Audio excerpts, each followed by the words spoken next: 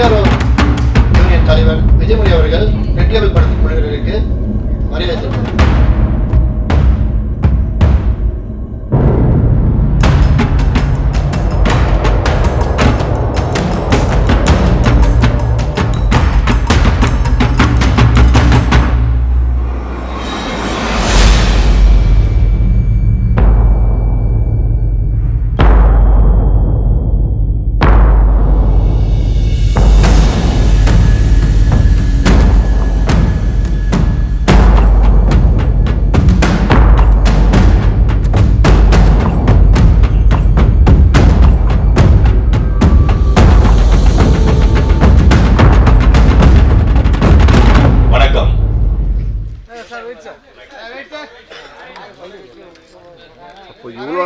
அப்போ இவ்வளோ நேரம் ரோல் பண்ணிட்டியா? ஓகே, ஸோ இந்த நிகழ்ச்சியை வந்து நானே தொகுத்து வழங்கலாம்னு முடிவு பண்ணிட்டேன். சிறப்பு சார். 2 காரணம். ஒன்று, எப்படி இருந்தாலும் நான் பேசணும். படத்தை பற்றி நான் பேசினா அது கொஞ்சம் டைம் ஆகும் இல்லையா? டைமை சேவ் பண்ணலாம், உங்கள் டைமும் சேவ் பண்ணலாம், என் டைமும் சேவ் பண்ணலாம். வாழ்க்கையில் உங்களுக்கு கிடைக்க முடியாத கிஃப்ட் நான் உங்களுக்கு கொடுத்துருக்கேன், டைம். ஓகே, ஸோ முதல்ல இந்த படம் வந்து 2023 நாங்கள் 1 லைன் கேட்டோம். ஸோ 2 லைன் சொன்னார் மிஸ்டர் பொன் பார்த்திபன். அவர் தான் இந்த படத்தோட ரைட்டர். நாங்கள் ஃபர்ஸ்ட் சூஸ் பண்ணது ஸ்கிரிப்டை தான், டைரக்டரோ இல்லை வந்து டெக்னீஷியன்ஸோ எதுவுமே கிடையாது. என்ன கதை பண்ண போகிறோம் அப்படின்றது தான் எங்களோட ஃபர்ஸ்ட் ப்ரையாரிட்டியாக இருந்தது. அப்படி நாங்கள் சூஸ் பண்ணது தான் வந்து mister Pon Parthiban. Sir please come forward sir. But இந்த கதை எங்களுக்கு புதுசு இல்லையா இண்டஸ்ட்ரி. அப்போ என்ன ஆகுதுன்னா, இந்த கதை வந்து அவர் சொன்னாரு, அதுக்கப்புறம் டிஸ்கஸ் பண்ணி அந்த கதையை ஃபுல்லாக நாங்கள் டெவலப் பண்ணோம். டெவலப் பண்ணும்போது அது ஒரு 6 months ப்ராசஸ். அதுக்கப்புறம் ஷூட்டிங் ஒரு வருஷம் அந்த மாதிரி போயிட்டு இருக்கும் போது எந்த படம் பார்த்தாலும் நம்ம சீன் இருக்கிற மாதிரியே ஒரு ஃபீல் இருக்கும். அது ரொம்ப கஷ்டம். அது மேபி அதனாலதான் இந்த இஷ்யூஸ்லாம் வருது போல இருக்கு. நான் பார்க்கும்போது ஐயோ இந்த சீன் படத்தை சீக்கிரம் ரிலீஸ் பண்ணுண்டா, இல்லைன்னா மொத்த படமும் வந்துடும் அப்படிதான் எனக்கு தோணுச்சு. இப்பயுமே பார்த்துட்டு எத்தனை பேர் கம்ப்ளைண்ட் பண்ண போறாங்கன்னு எனக்கு தெரியல. அப்படி பண்ணா நான் கிளியரா அக்ரிமெண்ட் போட்டிருக்கேன் மிஸ்டர் பொன் பார்த்திபன் கூட, அவர் தான் கோர்ட்டுக்கு போகணும். பட் வராது, ஏன்னா நான் ஆல்மோஸ்ட் எல்லா படத்தையுமே பார்த்துட்டேன். நான் ஒரு வாரத்துக்கு 8 படம் பார்ப்பேன். புது படம் பழைய படம் அது அந்த டிஃபரன்ஸ் எனக்கு கிடையாது. சின்ன படம் பெரிய படம் எல்லா படத்தையுமே பார்ப்பேன். அதனால இப்போ வரைக்கும் எந்த சீனும் வரல சார். ஸோ இந்த படம் புதுசா இருக்கும். பழைய பாட்டோ பழைய சீனோ கண்டிப்பா இருக்காது. எல்லாமே வந்து நாங்க புதுசா யோசிச்சு தான் பண்ணிருக்கோம். உங்களுக்கு பார்த்தா ஒரு புது அனுபவமா இருக்கும். ஸோ பொன் பார்த்திபன் சார், நீங்க வந்து 2 வார்த்தை பேசணும்.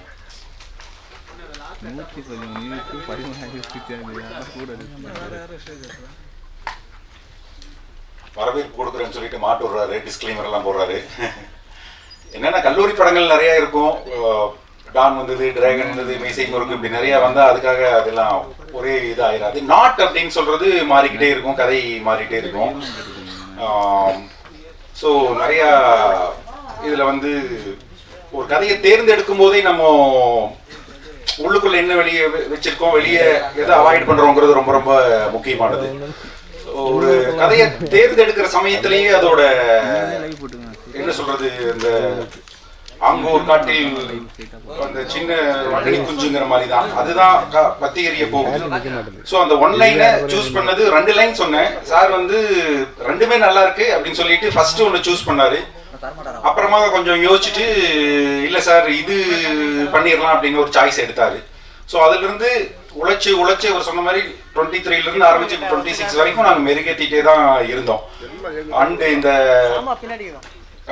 கதையை யோசிக்கும் போது எனக்கு ஒரு சின்னதா ஒரு கதை ஒன்று சொல்லுவாங்க, எங்க அப்பா ஒன்று சொல்லுவார், அதை ஞாபகம் வச்சுக்கிட்டேன். பிகினிங்ல இருந்தே ஒரு செயின் ஆஃப் ஈவெண்டா இந்த கதை இருக்கணும். ஸோ என்கேஜிங்கா இருக்கும், போர் அடிக்க கூடாது, புது ஆர்டிஸ்ட் இருக்கிறாங்க, அதெல்லாம் தாண்டி ஒரு செயின் ஆஃப் ஈவெண்ட் இருந்துகிட்டே இருக்கணுங்கிறதுனால ஃபர்ஸ்ட் சீன்லயே இந்த கதை ஆரம்பிச்சிடும். ஒரு எக்ஸாம் ஹால்ல நடக்கிற ஒரு சம்பவம் கடைசி வரைக்கும் அதுதான் ஒரு பெரிய இதுவா இருக்கும். அது வெள்ளச்சாத்தா கதைன்னு சொல்லி ஒன்று சொல்லுவாங்க. ஒரு வெள்ளச்சாத்தா வந்து ஊருக்குள்ள எந்த ஊருக்குள்ள வந்தாலும் அந்த ஊரே அழிஞ்சு போயிடும் அப்படின்னு அந்த கிராமத்துல வந்து பயங்கரமா வெயிட் பண்ணிட்டு இருப்பாங்க. நம்ம ஊர்ல வெள்ளச்சாத்தா வந்துடும் சொல்லிட்டு சின்ன பசங்கள்லாம் மேல நின்று பார்த்துட்டு இருப்பாங்க. அந்த வெள்ளச்சாத்தா வரும், அதை பார்த்தோன்னா பயந்துட்டு அப்படியே எல்லாரும் ஓடி போய் எல்லாரும் ஒளிஞ்சுப்பாங்க. அந்த வெள்ளச்சாத்தா வரும், நேரா ஒரு டீ கடை இருக்கும். அந்த டீ கடையில யாருமே இருக்க மாட்டாங்க. அங்க போய் ஒரு பாட்டில்ல குலோப் ஜாமுன் இருக்கும், அந்த ஜீராவை எடுத்து செவுத்து இழுக்கி விட்டு போயிடும். பார்த்துட்டு மக்களுக்கெல்லாம் ஒரே சிரிப்பாயிரும், பயங்கரமாக அதை ட்ரோல் பண்ண ஆரம்பிச்சிருவாங்க. ஏகப்பட்ட பில்டப் கொடுத்தாங்க, இந்த வேலை சாத்தானுக்கு ஒன்றுமே நடக்கலன்னு மக்கள் எல்லாம் இயல்பாயிருவாங்க. அப்போ அந்த ஜீரா மேலே போய் மெதுவாக ஒரு எறும்பு ஒன்று ஊறும்.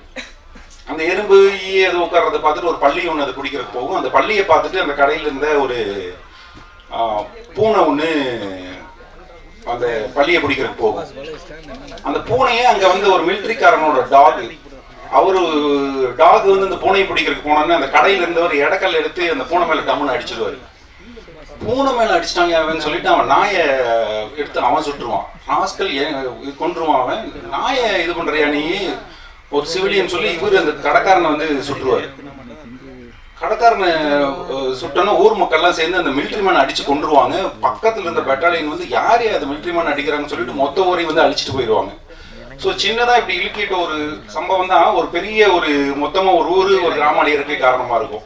அப்படி ஒரு சின்ன பொறியில இது ஆரம்பிச்ச இந்த படம் பிகினிங்ல இருந்தே அப்படி ஏறிக்கிட்டே போகணுங்கிறதுல ரொம்ப அதுவும் வினோத் வந்ததுக்கப்புறம் இன்னும் கூட ஏறாத சீன்லாம் டைரக்டர் வந்ததுக்கப்புறம் நாங்கள் டிஸ்கஸ் பண்ணி தேவையில்லாத இது எல்லாத்தையும் தூக்கணும். ஈவன் எடிட்டர் இப்போ மாநில விருது வாங்கியிருக்கிறார், முதல்ல அதுக்கும் வாழ்த்துக்கள். நம்மளுடைய லாரன்ஸ் கிஷோர் அவரு அதுக்கப்புறம் உட்காந்து செதுக்குன்னு செதுக்கி ஒரு லெவலுக்கு வந்திருக்கு. ஸோ இப்போவும் பத்திரிகையாளர்களோட இதுதான், நீங்க வந்து இப்ப சமீபத்தில் சிறையாகட்டும், தலைவர் தம்பி தலைமையில் ஆகட்டும், உங்களோட பேனால் இருந்து அல்லது உங்களோட வார்த்தைகள் உங்களோட விமர்சனங்கள் தான் டக்குன்னு அந்த படத்தை பத்திக்கிற போதை வச்சு இங்கேயும் கூடிய விரைவில் இந்த படத்தோட ஷோ இருக்கும். பார்த்து நல்லபடியா நீங்க எங்களுக்கும் ஆதரவு கொடுக்கணும்னு நினைக்கிறேன். நன்றி, வணக்கம். Thank you sir. ஸோ அடுத்து நம்ம படத்தோட சினிமாட்டோகிராஃபர் அவர் வரல இன்னைக்கு, அவர் வேற ஒரு ஷூட்ல பிஸியா இருக்காரு. பட் அவரோட ஒர்க்குமே வந்து ரொம்ப அமேசிங்கா இருந்தது. அவர் பேர் வந்து சதீஷ் மெய்யப்பன். அவர் மிஸ்டர் ஓம் பிரகாஷோட அசோசியேட் சினிமாட்டோகிராஃபர். அண்ட் தென் படத்துல அந்த மிலுரா சாங் பாத்தீங்க இல்லைங்களா, அந்த பாட்டோட கோரியோகிராஃபர் மாஸ்டர் விஜய் சதீஷ் அவங்க வந்திருக்காங்க. அவங்க ஆக்சுவலா நம்ம படத்தோட லாஸ்ட் டே தான் வந்து அந்த பாட்டோட ஷூட் வந்து நாங்கள் பண்ணோம். அவங்களுக்கு நாங்கள் கொடுத்த டைம் வந்து 2 நாள்.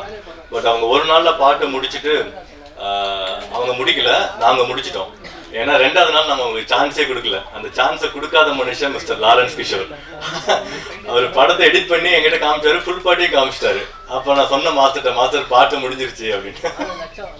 Master please come.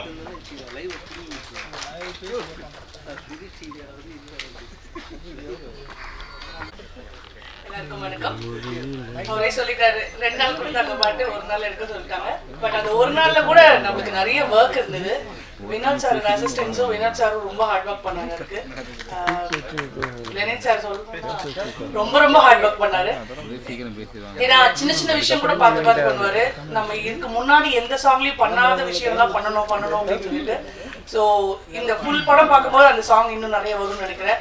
அதே மாதிரி பிரவீன் சார் இந்த மாதிரி பண்ணீங்கன்னா நாங்கள் எல்லா பாட்டும் எப்படி பண்ணுறது, சீன்ஸ் எல்லாம் தூக்கி சாங்ல போட்டுடுறாங்க. பட் 2 நாளும் மாண்டேஜ் தான் சொன்னாங்க. ஏற்கனவே சீன்ஸ்லாம் நிறைய எடுத்ததுனால அந்த மாண்டேஜ் தான் இதில் ஆட் பண்ணிட்டாங்க. அப்புறம் அந்த குத்து சாங் கூட நான் கேட்டுட்டே இருந்தேன், ப்ளீஸ் சார் அது பண்ணிக்கலாம் அப்படின்னு. சார் இந்த படம் முடியாத அடுத்த படத்தில் பண்ணலாம் அப்படின்னு சொல்லியிருக்காரு. ஏன்னா அந்த விஷுவல் அந்த கட் பண்ணியிருக்காங்க, அந்த லிரிக்கல் வீடியோவே சூப்பராக இருக்கு. ஸோ அது விஷுவலாக பண்ணியிருந்தா இன்னும் நல்லா இருந்திருக்கும்னு நினச்சேன். பட் மூவியில் நிறைய விஷயங்கள் இருக்கிறதுனால அது தேவைப்படலை அப்படின்றதுனால அதை ஷூட் பண்ணல. பட் இந்த வாய்ப்பளித்த லெனின் சாருக்கும் வினோத் சாருக்கும் அண்ட் மற்ற எல்லா டீமுக்கும் ரொம்ப நன்றி. ஏன்னா லெனின் சாரோட இது 2nd டைம் நான் ட்ராவல் பண்ணுறேன். அண்ட் மேம் உங்களுக்கும் ரொம்ப தேங்க்ஸ். அவங்க எப்போவுமே என்னோட ஒர்க் ரொம்ப பாராட்டிகிட்டே இருப்பாங்க. ரீசெண்டாக கூட என்னோட ஒர்க் ஒன்று போட்டிருந்தேன், அதை பாராட்டினாங்க. ரொம்ப தேங்க்ஸ் மேம். மறுபடியும் மேலும் லெனின் சாரோட ஒர்க் பண்ணுவேன் நம்பிக்கை இருக்கு. இன்னும் அடுத்த பாட்டில் இவர் டான்ஸ் ஆட வைக்கணும்னு இருக்கிற ஆசை, நல்ல ஒரு குத்து பாட்டு டான்ஸ் ஆட வைக்கணும்னு ஆசை. சார் மியூசிக் கரெக்டாக இவரோட ஏற்ற மாதிரி ஒரு நல்ல மியூசிக் போட்டுருங்க. ஓகே, நெக்ஸ்ட் சாங்ல பண்ணிடலாம். Thank you so much. Thank you master. அந்த பாட்டு படத்துல இருக்கு மாஸ்டர், டான்ஸ் தான் இல்லை. நீங்க இப்படி சொன்னீங்கன்னா அப்புறம் மக்கள் என்ன சொல்லுவாங்க? பாட்டு இருக்கு, கடைசியா எல்லாம் படம் முடிச்சுட்டு போகும்போது டான்ஸ் ஆட்டு போகணும் அப்படின்றதுக்காகவே அந்த பாட்டு வச்சிருக்கோம். மற்றபடி ஃபோர்ஸ் பண்ணி வைக்கணும் அப்படின்னு நாங்கள் எதுவுமே பிளான் பண்ணல. கதைக்கு தேவைப்பட்டுச்சுன்னா வைப்போம். பட் இந்த பாட்டு வந்து எனக்கு ரொம்ப ஃபேவரட். படத்தோட டிஸ்கஷன் ஸ்டார்ட் ஆகும் போதே ஸ்டார்ட் ஆன பாட்டு. இந்த பாட்டுக்கு ரொம்ப அழகா ஸ்டார்ட் பண்ணி லிரிக்ஸ் பண்ணவர் மிஸ்டர் மோகன் ராஜன். அவர் one of the busiest lyricist in Kollywood, உங்க எல்லாத்துக்கும் தெரியும். அவரை நானே 2 வருஷம் கழிச்சு இன்னைக்கு தான் பாக்குறேன். Thank you for coming sir. இல்ல இதுக்கு முன்னாடி நாங்க அவரோட அப்பாயின்மெண்ட் கேட்காம நான் வச்சுட்டேன். அதுதான் நான் பண்ண பெரிய தப்பு. ஸோ அதனால நான் உண்மையாலுமே எதிர்பார்க்கல சார். இந்த மாதிரி பெரிய மனுஷங்க வந்து வாழ்த்து பண்ணாதான் நல்லா இருக்கும். ஸோ அதனால please come on to the stage sir. நான் உண்மையாலுமே நான் எல்லாத்துக்கும் சர்ப்ரைஸ் கொடுக்கலான்னு பார்த்தா நீங்க எனக்கு சர்ப்ரைஸ் கொடுத்துட்டீங்க. வாங்க வாங்க. அவர் சொல்லிட்டு தான் கிண்டடிக்கிறாரு. அது மீடியா முன்னாடி அப்படிலாம் இல்லை. லாஸ்ட் ஆடியோ ரிலீஸ்க்கு ஏன் வர முடியலன்னு ரீசன் சொல்லிட்டேன். எங்கள் சொந்தக்காரங்க ஒருத்தர் தவறிட்டாங்க, அதனால வர முடியல. அதுக்கு நான் இங்கேயே மன்னிப்பு கேட்டுறேன். ரொம்ப ரொம்ப மகிழ்ச்சியாக இருக்குது. இந்த படத்துக்குள்ளே நான் வர்றதுக்கு ரொம்ப ரீசன் வந்து கேமராமேன் சதீஷ் மையப்பன் தான். அவன் தான் ஒரு முறை கால் பண்ணி ஒரு ஆல்பம் பண்ணோன்னே நம்ம பண்ணலாமா அப்படின்னு கேட்டாப்புல. யாரா ப்ரொடியூஸ் பண்ணுறா அப்படின்னா, ப்ரொடியூஸ் பண்ணுறவர் தான் நடிக்க போகிறாரு. அவர் வந்து ஒரு ஆல்பம் பண்ணிட்டு அதுக்கப்புறம் ஹீரோவாக போகிறாரு அப்படின்னு சொன்னோன்னே, இது மாதிரி நிறைய பேர் சொல்லுவாங்க, நான் பண்ணுவாங்களா அப்படின்னா, இல்லைண்ணா நமக்கு ஆல்பம் ஃபஸ்ட்டு கன்ஃபார்ம் பண்ணிட்டோம், அப்புறம் படம் பண்ணுறாங்க பண்ணல அது அப்புறம் பார்த்துக்கலாம் அப்படின்னாப்புல.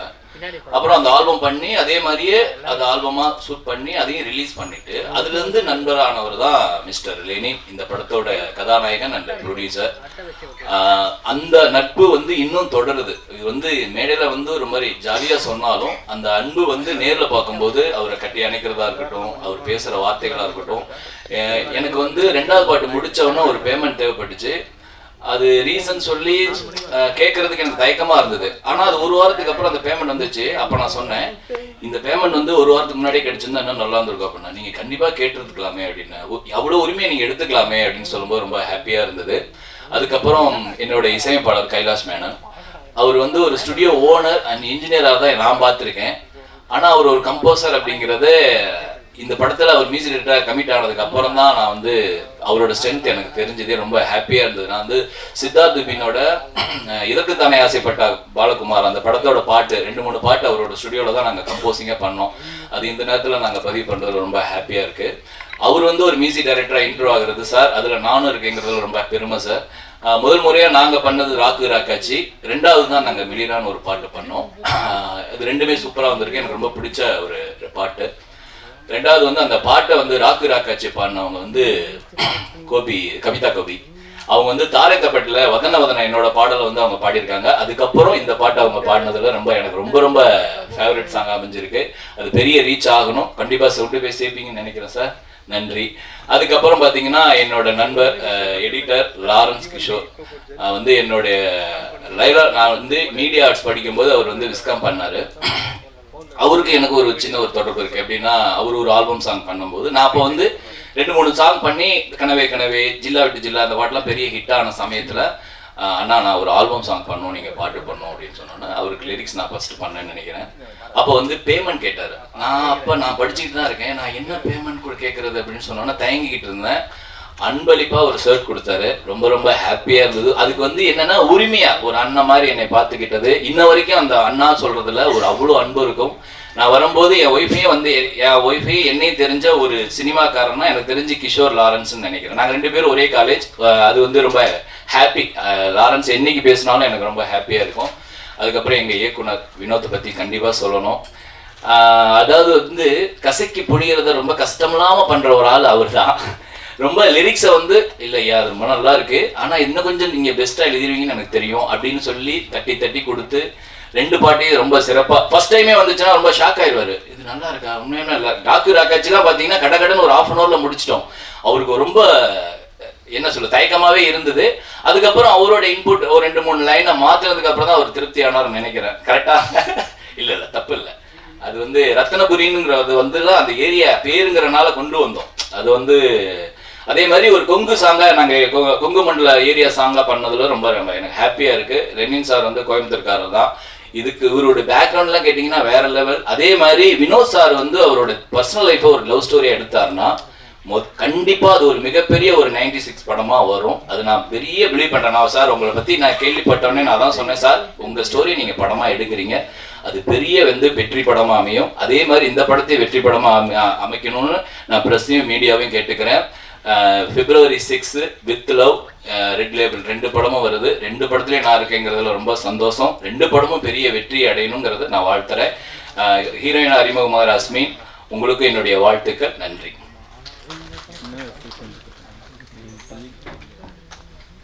Thank you sir. ஏதாவது வாரத்தில் உங்கள் படம் வரலன்னா தான் சார் விஷயம். ஆல்மோஸ்ட் ஒரு 3 வருஷத்துக்கு முன்னாடி சார் சொன்ன மாதிரி எனக்கு அவர் தெரியும்.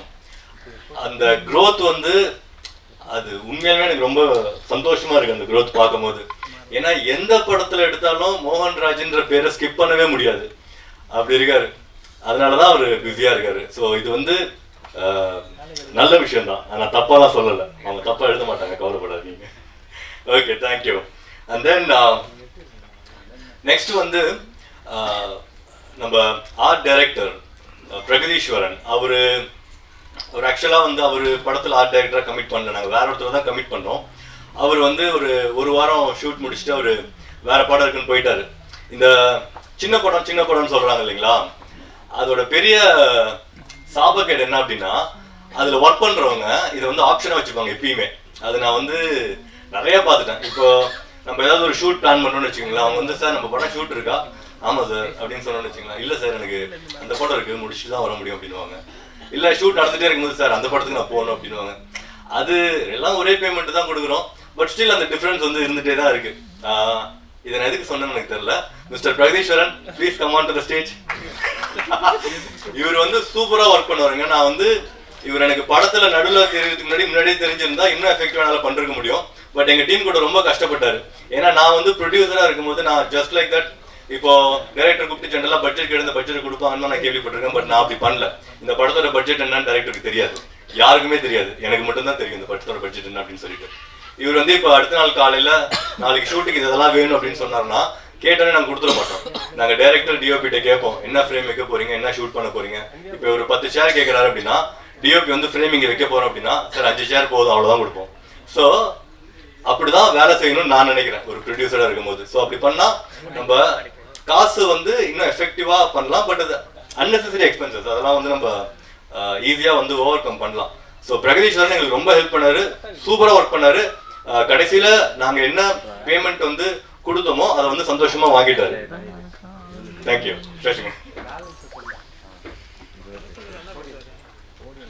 வணக்கம். படத்துல என்னங்க சின்ன படம் பெரிய படம் எல்லா படமும் ஓடு தானே. ஏன்னா எந்த படம் ஓடுன்னு இன்னைக்கு யாருக்குமே சொல்ல முடியாது. ஸோ படத்துல சின்ன படம் பெரிய படம் அப்படின்றத பிரிச்சுலாம் பார்க்க வேணாம். எனக்கு இந்த படம் நல்லா ஓடுன்ற நம்பிக்கை நிறைய இருக்கு. என்னன்னா இவங்க ஒரு பேமெண்ட் கொடுத்தாங்க, நான் அதை வெளியில கூட சொல்ல முடியாது. இல்ல நான் சொல்றேன். பட் என்னன்னா அந்த பெருமையை ஏத்துக்கிட்டேன் நான். ஏன்னா நம்ம வேலைக்கு தான் முக்கியத்துவம் கொடுக்கணும், இந்த பேமெண்ட்டுக்காக முக்கியத்துவம் கொடுத்து வரல. இந்த பேமெண்ட் வந்துட்டு நான் வளர எனக்கு கிடைக்கும். அந்த பேமெண்ட்ன்றது வந்துட்டு அது பேசுறதே தப்புன்றேன் இந்த தொழிலுக்கு. ஏன்னா நம்ம சினிமாவை நேசித்து தான் வந்திருக்கோம், அதுக்காக சினிமாவுக்காக வேலை பார்ப்பேன். சினிமா நம்மளை தூக்கிருப்போம், இந்த நம்பிக்கை தான், மற்றபடி வேற எதுவும் இல்லை. Okay, thank you sir. இந்த மாதிரியே எல்லாம் இருந்துட்டா சினிமா சூப்பராக இருக்கும் சார். ஓகே, அஃப்கோர்ஸ் இன்னும் பேமெண்ட் முக்கியம்தான். பட் எது நம்ம ஃபர்ஸ்ட் பார்க்குறோம் அப்படின்றது ஒன்று இருக்கு. வாய்ப்பு தான் முதல். நீங்கள் கரெக்டாக உங்கள் வேலையை பண்ணிகிட்டே இருந்தால் பேமெண்ட்டு ஆட்டோமேட்டிக்காக வரும். நான் அப்படி தான் என்னோட பிஸ்னஸை ஹேண்டில் பண்ணுறேன். நான் ஒரு 10 வருஷம் வேலை செஞ்சேன். அந்த 10 வருஷமும் நான் வந்து சம்பளத்துக்காக எந்த கம்பெனியும் மாறுறது அந்த மாதிரி நான் பண்ணதே கிடையாது. நான் என் வேலையை ஹானஸ்ட்டாக பண்ணிகிட்டே இருந்தேன். 10வது வருஷம் நான் என் பிஸ்னஸ் ஸ்டார்ட் பண்ணுறது எனக்கு 9வது வருஷத்துக்கு கூட தெரியாது. ஸோ கரெக்டாக வேலை செஞ்சுட்டே இருந்தால் ஆட்டோமேட்டிக்காக நமக்கு நடக்க வேண்டியது நடக்கும், ஹானஸ்டாக இருந்தால். ஸோ நெக்ஸ்ட் நம்ம படத்தோட ஹீரோயின் அஸ்மின். ஸோ இவங்க வந்து பேசிக்கலாக ஃப்ரம் கேரளா. இவங்களுக்கு முன்னாடி நாங்கள் ஒரு 5 ஹீரோயின் செலக்ட் பண்ணி அதுக்கப்புறம் அவங்க பண்ண முடியாமல் அதில் ஒருத்தவங்க ஒரு நாள் ஷூட் பண்ணி அவங்க திருப்பியும் கண்டினியூ பண்ணாமல் இவங்க வந்து 6ஆதான் வந்தாங்க. அதனால அவங்களுக்கு 6 சாமின் பேரே வச்சிருக்கோம். 5 பேரை கொண்டுட்டு வந்தாங்க அப்படின்னு சொல்லிட்டு. இதை வேற அவங்க பெருமையாக சொல்லுவாங்க. ஏன்னா அவங்களுக்கு கொண்டுட்டு வந்தாங்கன்னா அர்த்தம் தெரியாது. வெளியே போயிட்டு நான் 5 பேரை கொண்டுட்டு வந்தோம் அப்படின்னு சொல்லுவோம். சத்தமாக சொன்னாதான் பிடிச்சிட்டு போயிடுவாங்க. ஸோ அந்த மாதிரி ரொம்ப ரொம்ப நைஸ் கேர்ள். ஷூட்டிங்க்கெல்லாம் கரெக்டாக ஆன் டைமுக்கு வந்துடுவாங்க. S right, yeah. On time வந்துடுவாங்க, எந்த பிரச்சனையும் கிடையாது. கேரவன் கேட்க மாட்டாங்க, அசிஸ்டன்ட் கேட்க மாட்டாங்க. ப்ரொடக்ஷனில் என்ன ஃபுட்டு கொடுக்குறோமோ அதுதான் சாப்பிடுவாங்க. நல்ல சாப்பாடு தான் கொடுத்தோம் எல்லாத்துக்குமே. So please come Azmin.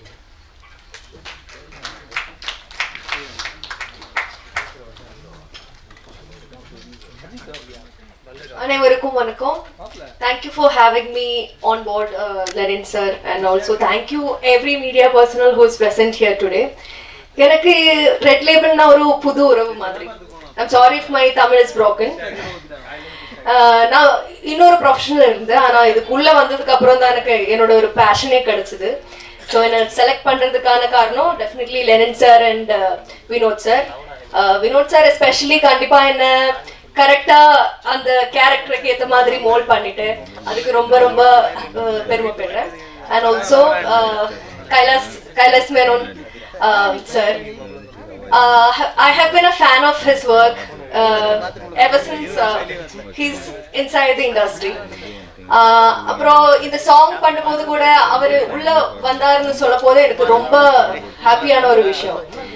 And also நான் நினைச்சதை விட ரொம்ப ரொம்ப ஸ்பெஷலான ஒரு படம். எனக்கு ஒரு என்ன சொல்றது, ஒரு டெபியூ இந்த மாதிரி ஒரு படத்துக்கு டெபியூ கிடைச்சதே ரொம்ப பெரிய விஷயம். என் கூட ஒர்க் பண்ற எல்லாருக்குமே ரொம்ப நன்றி. ஆல்சோ மை கோ ஆக்டர்ஸ் எல்லாருமே என்ன ஒரு ஃபேமிலி மாதிரி ட்ரீட் பண்றதுக்கு ரொம்ப நன்றி. எல்லாருக்குமே நன்றி. Thank you so much. தேங்க்யூ அஸ்மின். ஸோ இவங்க தான் வந்து நம்ம படத்தோட டைட்டில் சொன்னது ரெட் லேபிள் அப்படின்றது. பட் அவங்களுக்கு ரெட் லேபிளில் டீ இருக்கிறது தெரியாது. பட் ஸ்டில் அவங்க தான் அந்த டைட்டில் சொன்னாங்க.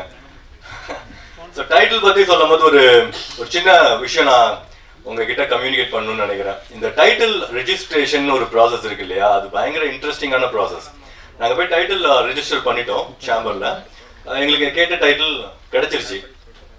அதுக்கப்புறம் என்னாச்சு, இந்த ரீசெண்டாக வந்து இந்த படம்லாம் முடிஞ்சு அது நெக்ஸ்ட் ஸ்டெப்புக்கு போகும்போது டைட்டில் வந்து நான் சேம்பரில் போயிட்டு இந்த மாதிரி டைட்டில் அந்த என்ஓசி சர்டிஃபிகேட் வாங்கணும் அப்படின்னா, சார் உங்கள் டைட்டில் எக்ஸ்பைரி ஆயிடுச்சு அப்படின்ட்டாங்க. ரெட் லேபிளுக்கு எக்ஸ்பைரியே கிடையாது. ஸோ செக் பண்ணி பார்க்கும்போது அது 1 இயருக்கு ஒன்ஸ் ரினியூ பண்ணணுமா, அது எனக்கு தெரியல, அது என்னோட மிஸ் தான். பட் நான் ஃபீல் பண்ணது என்ன அப்படின்னா, அந்த டைட்டில் ரெஜிஸ்ட்ரேஷனுக்கு ஒரு பெரிய டிபேட் நடக்குது இல்லை இங்கே. எங்கள் டைட்டில் வேற ஒருத்தவங்க ரெஜிஸ்டர் பண்ணிருக்காங்க அப்படின்னு சொல்லிட்டு. இது ரொம்ப சிம்பிளிஃபை பண்ணிக்கலாம். டெக்னாலஜி எங்கேயோ போயிட்டு இருக்கு. ஒரு சின்ன அப்ளிகேஷன் போதும். நீங்க ஒரு சேம்பர் இருக்கு, கவுன்சில் இருக்கு, இன்னும் 2 யூனியன் இருக்கு அப்படின்னா ஒரு சின்ன டூலை வச்சு ஃபியூ செகண்ட்ஸ்ல அதெல்லாமே சால்வ் பண்ணிடலாம். பட் இன்னும் உட்காந்து பேப்பர் பேஜில் எழுதி அதை உட்காந்து மீட்டிங் வச்சு டிஸ்கஸ் பண்ணி அது பண்ற அளவுக்குலாம் ஒண்ணுமே கிடையாது. அது நிறைய பேரோட டைம் சேவ் பண்ணும். ஸோ யூனியன்ஸ் எல்லாமே இதை கொஞ்சம் கன்சிடர் பண்ணீங்கன்னா நல்லா இருக்கும். ஸோ டைட்டில் ரெஜிஸ்ட்ரேஷனை சிம்பிளிஃபை பண்ணுங்க. அப்படி இல்லையா நான் பண்ணி தரேன் at free of cost. Okay. So thank you very much for giving the title, Ms. Asmin. So next black label இருந்தா சொல்லுங்க. Let's look into it. Okay. Fine. And நம்ம படத்துக்கு வந்து ஒரு பெருமை இருக்கு. என்ன பெருமை அப்படின்னா, இந்த படம் வந்து நாங்க ஸ்டார்ட் பண்ணும்போது இந்த படத்தோட மியூசிக் டைரக்டர் மிஸ்டர் கைலாஸ் மேனனுக்கு வந்து கேரளால வந்து ஃபிலிம்ஃபேர் அவார்டு கிடைச்சது. ஸோ அது ஸ்டார்ட் பண்ண புதுசுலேயே அவருக்கு கிடைச்சது. அது வந்து எனக்கு ரொம்ப ரொம்ப பெருமையா இருந்தது. நம்ம படம் முடியும் போது நம்மளோட எடிட்டருக்கு வந்து தமிழ்நாடோட ஸ்டேட் அவார்டு கிடைச்சிருக்கு. அதுவும் எனக்கு ரொம்ப பெருமையா இருக்கு. எனக்கு இது ஏன் பெருமையா இருக்கு அப்படின்னா, நான் கரெக்டான டேலண்டான டெக்னீஷியனை நம்ம படத்துல டிப்ளாய் பண்ணிருக்கேன். அதுதான் எனக்கு ரொம்ப பெருமை. நான் வந்து இந்த ஸ்டார் காஸ்ட் அதுலலாம் வந்து பெருசா ஈடுபாடு இல்லை. எனக்கு வந்து டெக்னீஷியன் ஸ்ட்ராங்கா இருக்கணுன்றது தான் நான் படம் ஆரம்பிக்கிறதுக்கு முன்னாடியே டிசைட் பண்ணுது. பட் ட்ரேட்ல இருக்கிறவங்க பிசினஸ்ல இருக்கவங்களாம் சொன்னது என்னன்னா, படத்துக்கு வந்து ஃபேஸ் வேல்யூ வேணும். இந்த போஸ்டர்ல ஃபேஸ் இருந்தால் தான் வந்து படம் ஆடியன்ஸ் வருவாங்க. அது மேபி உண்மையா கூட இருக்கலாம். நான் ஏற்கனவே சொன்ன மாதிரி நான் வந்து பணம் சம்பாதிக்கிறதுக்கு இந்த படத்தை ஸ்டார்ட் பண்ணல. பேஷன்ல தான் நான் வந்து இந்த படத்துக்கு ஸ்டார்ட் பண்ணேன். அப்படி நான் பணம் சம்பாதிக்கணும் அப்படின்ற இன்டென்ஷன்ல வந்துருந்தா நான் ஃபர்ஸ்ட் எப்படி பிசினஸ் பண்ணலாம்னு யோசிச்சிருக்கேன். இப்போ வரைக்கும் நான் இந்த படத்தோட பிசினஸ் நெக்ஸ்ட் லெவல் நான் கொண்டு போகவே இல்லை. நான் முடிவு பண்ணது இந்த படத்தை தியேட்டர்ல ஆடியன்ஸ் என்ஜாய் பண்ணணும் அப்படின்றதுக்காக தான். அந்த ஓடிடி அந்த பிசினஸ் அது இன்ன வரைக்கும் நாங்கள் அப்ரோச் கூட பண்ணல. அவங்க வாங்கல அதெல்லாம் செகண்டரி. பட் அதை பத்தி நான் யோசிக்க கூட இல்லை. என்னோட இன்டென்ஷன் இந்த படம் 6th அன்னைக்கு தியேட்டருக்கு வரணும், ஆடியன்ஸ் போய் என்ஜாய் பண்ணணும், ஒரு புது படத்தை பார்க்கட்டும். ரீசெண்டா நல்ல படங்கள்லாம் வருது. But majority of the films பாத்தீங்கன்னா பழைய பாட்டு எடுத்து போடுறது, பழைய சீன்ஸ் எடுத்து போட்டு அவர் அப்படி நடக்கிறது இப்படி நடக்கிறது, அதைதான் பார்த்துட்டாங்களே. திருப்பி அதே பார்த்து என்ன பண்ண போறாங்க? புதுசா ஏதாவது படம் பண்ணலாம். இப்போ வந்துருச்சு ரீசெண்டா சிறை அமேசிங் ஃபிலிம், டிடிடி வந்திருக்கு. ஸோ அந்த மாதிரி நல்ல நல்ல படங்கள் வர ஆரம்பிச்சிருச்சு. அந்த வரிசையில் ரெட் லேபிள் கண்டிப்பாக இருக்கும். ஸோ நான் ஃபர்ஸ்ட் மிஸ்டர் கைலாஷ் மேனனை please I invite him on stage. அவரோட ஒர்க்கு ரொம்ப அமேசிங்காக இருந்தது. அவர் உண்மையாலுமே இந்த பண்ண படத்தோட மியூசிக் நீங்கள் பார்த்துருப்பீங்க, ட்ரெய்லர் பார்த்துருப்பீங்க, ரீரெக்கார்டிங்லாம் வேற லெவலில் பண்ணியிருக்காரு. நானே பார்த்துட்டு சார் இதெல்லாம் செட் ஆகுமா அப்படின்னு கேட்குறேன். ஸோ அவர் கிட்டத்தட்ட ஒரு பக்கா கமர்ஷியல் மூவிக்கு பண்ற மாதிரி இந்த படத்தை பண்ணியிருக்காரு. இதுவும் கமர்ஷியல் மூவி தான். Thank you very much for elevating us sir. Please.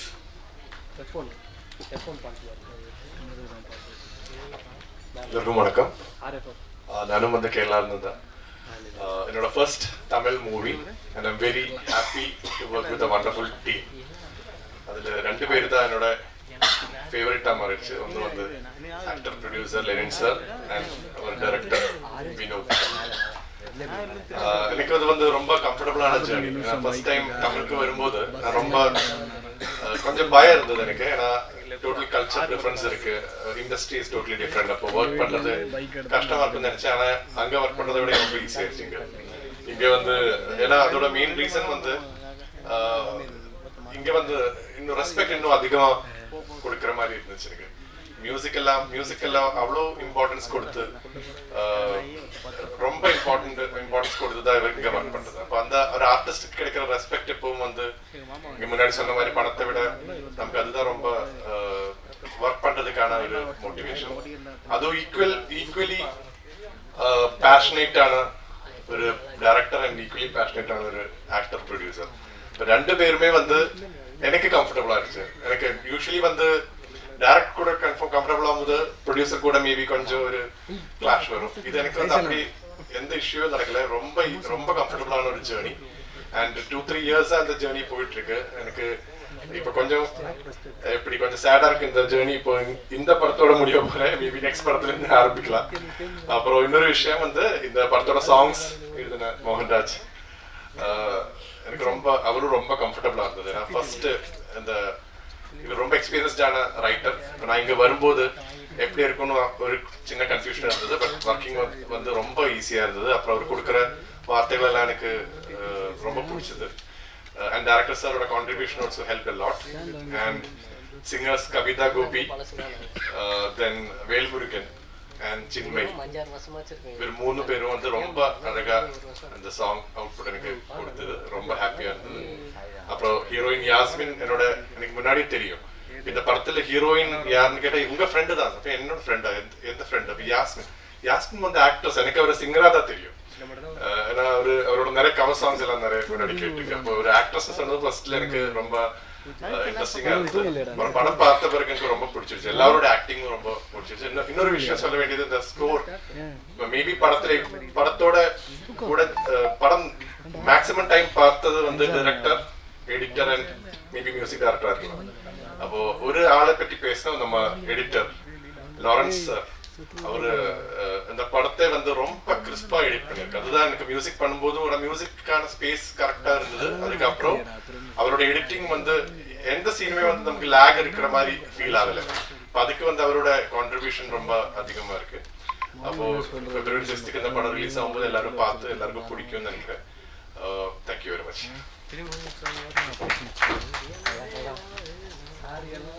Thank you sir. நீங்க அஸ்மின் சார் உடனே யாருன்னு கேட்டீங்களா? நைஸ். ஸோ அவரோட ஒர்க்கு உண்மையாலுமே பயங்கர இம்ப்ரெசிவ் சார். ஸோ நான் படம் ஆரம்பிக்கிறதுக்கு முன்னாடி நான் உங்ககிட்ட சொன்ன மாதிரி டெக்னீஷியன்ஸ் வெரி இம்பார்ட்டன்ட். அதில் 2 மெயின் டெக்னீஷியன் நான் வந்து சொல்லிக்கிட்டே இருப்பேன். அஃப்கோர்ஸ் எல்லா டெக்னீஷியனும் இம்பார்ட்டன்ட் தான், யாரும் தப்பாக நினச்சிக்காதீங்க. எனக்கு எடிட்டிங் அண்ட் மியூசிக் தான் ஒரு படத்துக்கு ரொம்ப இம்பார்ட்டன்ட். நான் ஸ்ட்ராங்காக நம்புவேன். ஆல்மோஸ்ட் மியூசிக் டைரக்டர் அப்படின்றதுக்கான ஒரு லைம்லைட் எப்பயுமே இருந்துகிட்டே இருக்கு, ஒரு அட்டென்ஷன் இருந்துகிட்டே இருக்கு. பட் எடிட்டருக்கு அது இல்லையோ அப்படின்ற மாதிரி எனக்கு ஒரு ஃபீல் இருக்கு. ஆனால் ஒரு படத்துக்கு ரொம்ப ரொம்ப இம்பார்ட்டன்ட் எடிட்டர் தான். ஆனால் அவங்க எப்பயுமே வந்து திரைக்கு பின்னாடியே இருந்துடுறாங்க. பட் நம்ம படத்துக்கு வந்து அந்த வேலையை ரொம்ப சீரும் சிறப்பாக பண்ணது வந்து editor Lawrence Kishore sir. Very very talented. அவர் ஒர்க் பண்ணுற ஸ்டைலு ஸ்பீடு எனக்கு ரொம்ப பிடிக்கும். நான் அந்த படத்தோட ஒரு போர்ஷன் ஆஃப் எடிட் மட்டும் நான் உட்காந்துருந்தேன் ஃபைனல் படம் பார்க்கும்போது. அப்போ பார்த்துட்டே இருக்கும்போது சார் இந்த இடத்துல ஒரு ஒரு 10 செகண்ட்ஸ் லேக் இருக்கு அப்படின்னா அதை 2 செகண்ட்ஸ் ரிமூவ் பண்ணுவார். அந்த அளவுக்கு பயங்கர டேலண்டான எடிட்டர். இந்த படம் நான் ஆரம்பிச்சு ஃபர்ஸ்ட் ஒரு 2-3 நாள் ரொம்ப புவராக தான் பெர்ஃபார்ம் பண்ணியிருந்தேன், அது எனக்கே தெரியும். அதை எடிட் பண்ணி பார்க்கும்போது டைரக்டர் சொல்லிட்டே இருப்பேன், சார் அது ரொம்ப புவராக இருக்கு, மேபி நம்ம ரீஷூட் பண்ணணும் அப்படின்னு. பட் அந்த செலவு எனக்கு வைக்காம அந்த சீனை எடுத்து படத்தை டிஸ்டர்ப் பண்ணாம எடிட்டர் எனக்கு ஹெல்ப் பண்ணிட்டாரு. அந்த மாதிரி எனக்கு நிறைய பண உதவி பண்ண Lawrence Kishore sir, please come on to the stage. அவர் ரீசெண்டா இப்போ ஸ்டேட் அவார்டு வாங்கினதுக்கு hearty wishes from red label team sir. You are also part of team. எல்லாருக்கும் வணக்கம். எல்லாம் நல்லா பேசிட்டீங்க. நான் எதுவுமே ப்ரிப்பேர் பண்ணல இன்னைக்கு, ஏன்னா நம்ம லாஸ்ட் ப்ரெஸ் மீட்லேயே நான் சொல்ல வேண்டியது எல்லாமே சொல்லிட்டேன். பட் இருந்தாலும் again thank you so much sir.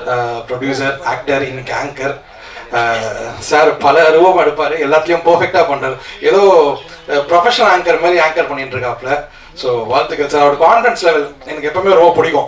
நான் லாஸ்ட் டைம் நிறைய சொன்னேன், அவர் படத்தை இந்த டைமில் எடுத்து முடிச்சாரு, இந்த டைமில் ரிலீஸ் பண்ணணும்னு பிளான் பண்ணாரு. இப்போ Feb 6th ரிலீஸ்க்கு வந்துருச்சு. So congratulation sir. And as a ப்ரொடியூசராக ஒரு டெக்னீஷியனுக்கு எவ்வளோ ரெஸ்பெக்ட் பண்ணணுமோ அதோட அதிகமான லெவலில் ஒரு டெக்னீஷியன் ரெஸ்பெக்ட் பண்ணுற ஒரு ஆக்டர் அண்ட் ப்ரொடியூசர். அண்ட் சம்பளமாக இருக்கட்டும் சரி, எல்லா விதத்துலையும் ரெஸ்பெக்ட் பண்ணி நம்மளுக்கு நல்ல ஒரு அங்கீகாரத்தை கொடுக்குறாப்புல. So thank you so much. And நான் இப்படியே லைனாக வந்துடுறேன். மோகன் அண்ணா, அண்ணா என்னோட காலேஜ் சீனியரு. அண்ணாவும் அக்காவும் எனக்கு ரொம்ப க்ளோஸ் ஃப்ரெண்ட்ஸ் அப்பத்துலேருந்து, காலேஜ் படிக்கும்போது வந்து. அண்ட் நான் ஃபர்ஸ்ட் ஒரு ஆல்பம் மியூசிக் வீடியோ காலேஜ் படிக்கும்போது எடுத்தேன், அதுக்கு அண்ணா தான்.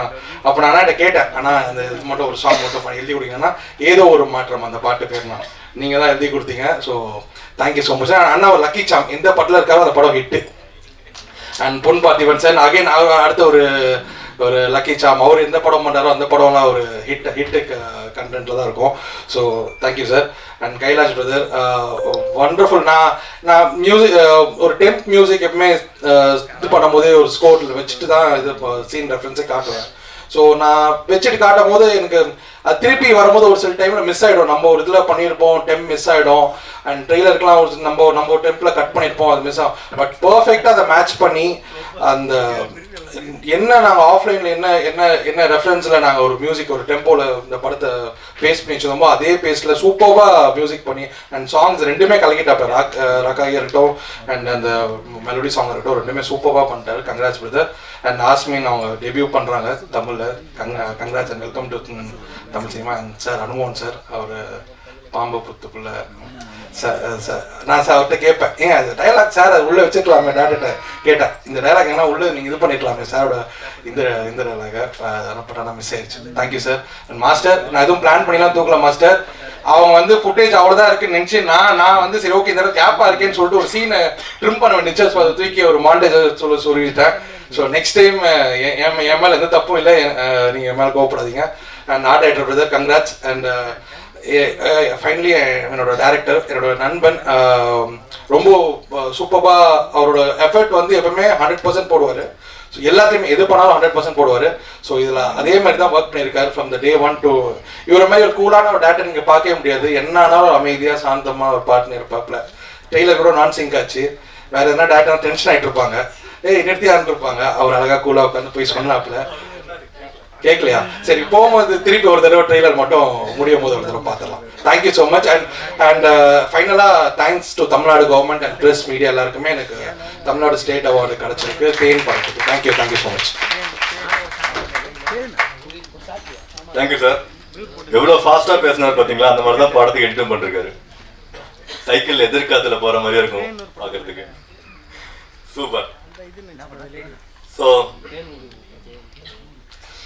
நெக்ஸ்ட் நம்ம சிங்கர் இந்த பாட்டை பாடினது மேடம் கவிதா கோபி. அவங்க ஆடியோ லான்ச்சுக்கும் வந்து அந்த பாட்டை பாடினாங்க. என்ன ரொம்ப லேட்டாக வந்துட்டாங்க, சொல்ல மாட்டாங்க மேடம். ஓகேங்களா? கடைசியாக வந்து நான் பாடியே தீருவேன் அப்படின்னு பாடினாங்க. ரொம்ப அருமையாக பாடினாங்க. ஸோ இந்த பாட்டோட வைப் ஆக்சுவலாக இந்த பாட்டு வந்து படத்தில் ஆரம்பத்தில் வைக்கும் போது இருந்தது அந்த சுச்சுவேஷன்ல. பட் அகைன் அந்த படம்லாம் முடிச்சுட்டு பார்க்கும்போது அது வந்து எங்கேயுமே பிளேஸ் ஆகல. சரி, நம்ம இவ்வளோ செலவு பண்ணி அந்த பாட்டை வந்து இது பண்ணிட்டோமே அப்படின்றதுக்காக வச்சா அது வந்து தப்பு இல்லைங்களா? கதைக்கு வேணும் அப்படின்னா நம்ம வைக்கலாம், வேணாம் அப்படின்னா அதை ரிமூவ் பண்ணிடணும். ஸோ அப்படிதான் ரிமூவ் பண்ணோம். பட் ஸ்டில் அந்த பாட்டு வந்து படத்துல இருக்கு, எண்ட்ல இருக்கு. படம் முடிச்சதுக்கு அப்புறம் இந்த பாட்டை மிஸ் பண்ணக்கூடாது அப்படின்றதுக்காக அந்த பாட்டை வந்து நாங்கள் பிளேஸ் பண்ணிருக்கோம். ஸோ தட் வெளியே போகும்போது அவங்களுக்கு ஒரு வைப்போட போகலாம். Madam please come on to the stage. நீங்கள் 2 வார்த்தை பாடினீங்கன்னா நல்லாயிருக்கும்.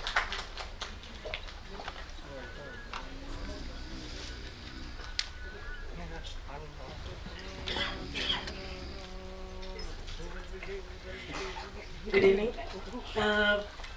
இந்த பாட்டு வந்து ஃபர்ஸ்ட் எனக்கு கான்டாக்ட் பண்ணது மோகன் சார். அண்ட் ஆடியோ லான்ச் போது வரல, பட் அவர் மூலியமாக தான் இந்த பாட்டுக்குள்ளே நான் வந்தேன். அண்ட் ஃபர்ஸ்ட் டைம் ஆஃப்டர் தாரத்தப்பட்ட இந்த பாட்டுக்காக இந்த படத்துக்குள்ளே வந்தது. ப்ளஸ் நம்ம கைலாஷ் சாரோட ஸ்டூடியோவில் நிறைய பாடல்கள் நான் இன்னும் ரெக்கார்ட் பண்ணியிருக்கோம். ஆனாலும் இந்த பாடல் பாடும்போது அது ஒரு வைப் வந்து ரொம்பவே நல்லா இருந்தது. ஏன்னா அவ்வளோ ஸ்பீடான ஒரு சாங் அண்ட் அதுக்கேற்ற மாதிரி ரொம்ப காம்பேக்டாக அந்த லிரிக்ஸும் அதில் அமைஞ்சிருந்தது. அண்ட் இந்த சாங் நான் பாடினது I was very happy. And also அவர் சொன்ன மாதிரி சாங் இல்லைன்னாலும் ரொம்ப ஃபீலாக இருந்தது. ஆனால் இப்போ இருக்குது, இப்போ கன்ஃபார்ம் பண்ணனா also back to happy. And sir ஆடி பார்த்துருப்போனும் அப்படின்னு நினச்சோம், ஆனால் நடக்கலை. இன்னைக்கு ஆடுங்க, இப்போ நான் பாடுறேன், நீங்கள் ஆடினாலும் சந்தோஷம் தான். பட் இருந்தாலும் மேபி நெக்ஸ்ட் மூவி உங்களை ஃபுல் பர்ஃபார்மன்ஸில் பார்க்கலாம். Okay, thank you.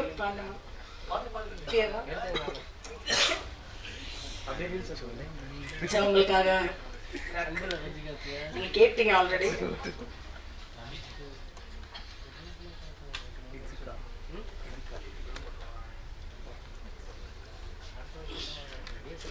வாங்கன்னு பொங்கன்னு மரியாதையா பேசுற ஊரு இது நீ பாறையா. நட்போடு வந்துட்டா அன்ப கொட்டும், தப்புன்னு பட்டுட்டா தலைய விட்டும். சேர நாடு வந்து சேர்ந்து பாரு, மோதி பார்த்து நீயும் தோத்து ஓடு. சொத்து பத்தோ இங்கு ஒன்னா சேரும், தேரோடு திருவிழா வந்துட்டா கொண்டாட்டம். ரெட்டா ரகட்டா ரெட்டா ரகட்டா ரெட்டா ரகட்டா ரகட ரகட ரகட ரகட ரெட்டா ரகட்டா ரெட்டா ரகட்டா ரெட்டா ரகட்டா ரகட ரகட ரகட ரகட. ராக்கு ராக்காச்சி போடு வெடி, மெல்ல வந்தாச்சு புழுதி கொடி.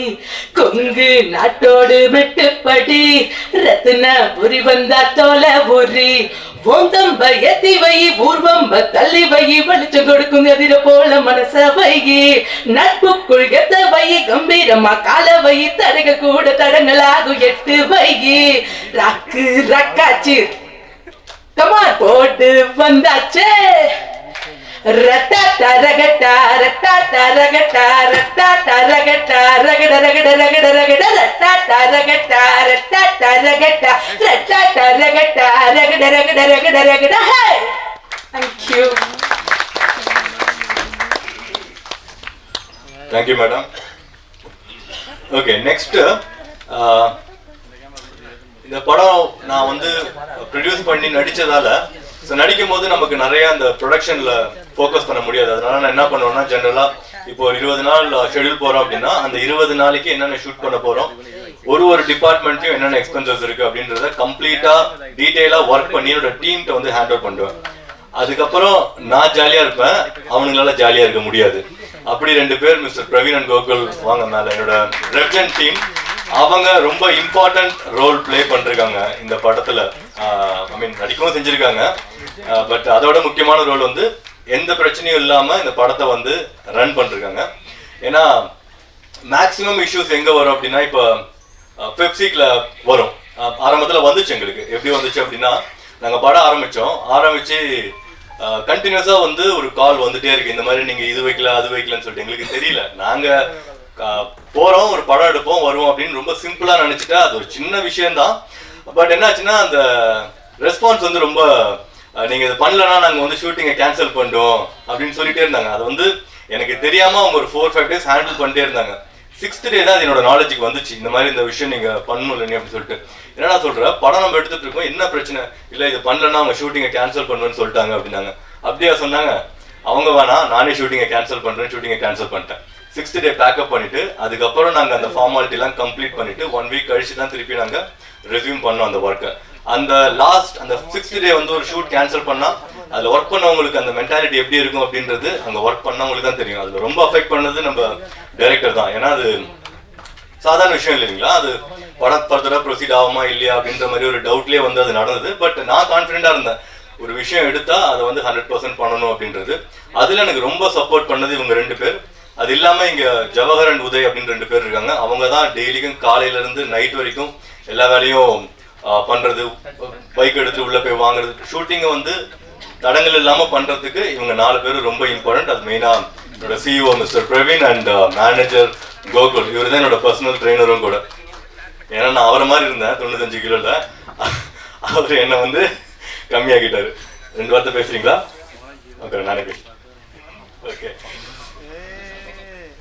ஓகே. அண்ட் நெக்ஸ்ட் நம்ம ஒரு டைரக்டரை பத்தி சொல்லிடலாம். ஸோ நம்ம படத்துல வந்து நாங்க செப்டம்பர் 2023 ஸ்டோரி டிஸ்கஷன் ஸ்டார்ட் பண்ணோம். அதுக்கப்புறம் பவுண்டட் ஸ்கிரிப்ட் ரெடி பண்றதுக்கு ஆல்மோஸ்ட் ஜான் ஆயிடுச்சு.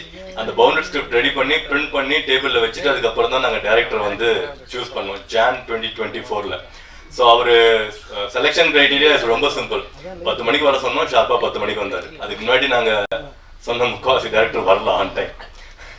ரொம்ப டெய்லாம் இல்லை, ஒரு 5 minutes லேட்டாக வந்தாங்க. பட் அதுவுமே தப்பு இல்லையா, இவர் ஆன் டைம் வந்தார், அதனால அவர் செலக்ட் பண்ணிட்டோம். அவர் ஒர்க் பண்ணது அது என்ன அப்படின்றதெல்லாம் நான் ரிவ்யூ பண்ணவே இல்லை. பார்க்கும்போது இவர் பண்ணிடுவார்னு ஒரு கான்ஃபிடென்ட் வந்தது. அந்த மாதிரி படம் முடிஞ்சிருச்சு. 5 நாளில் ரிலீஸ் வரைக்கும் கொண்டு வந்து விட்டுட்டாரு.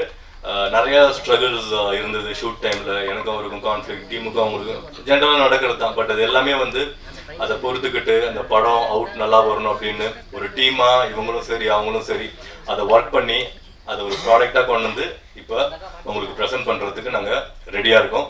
Sir please come sir.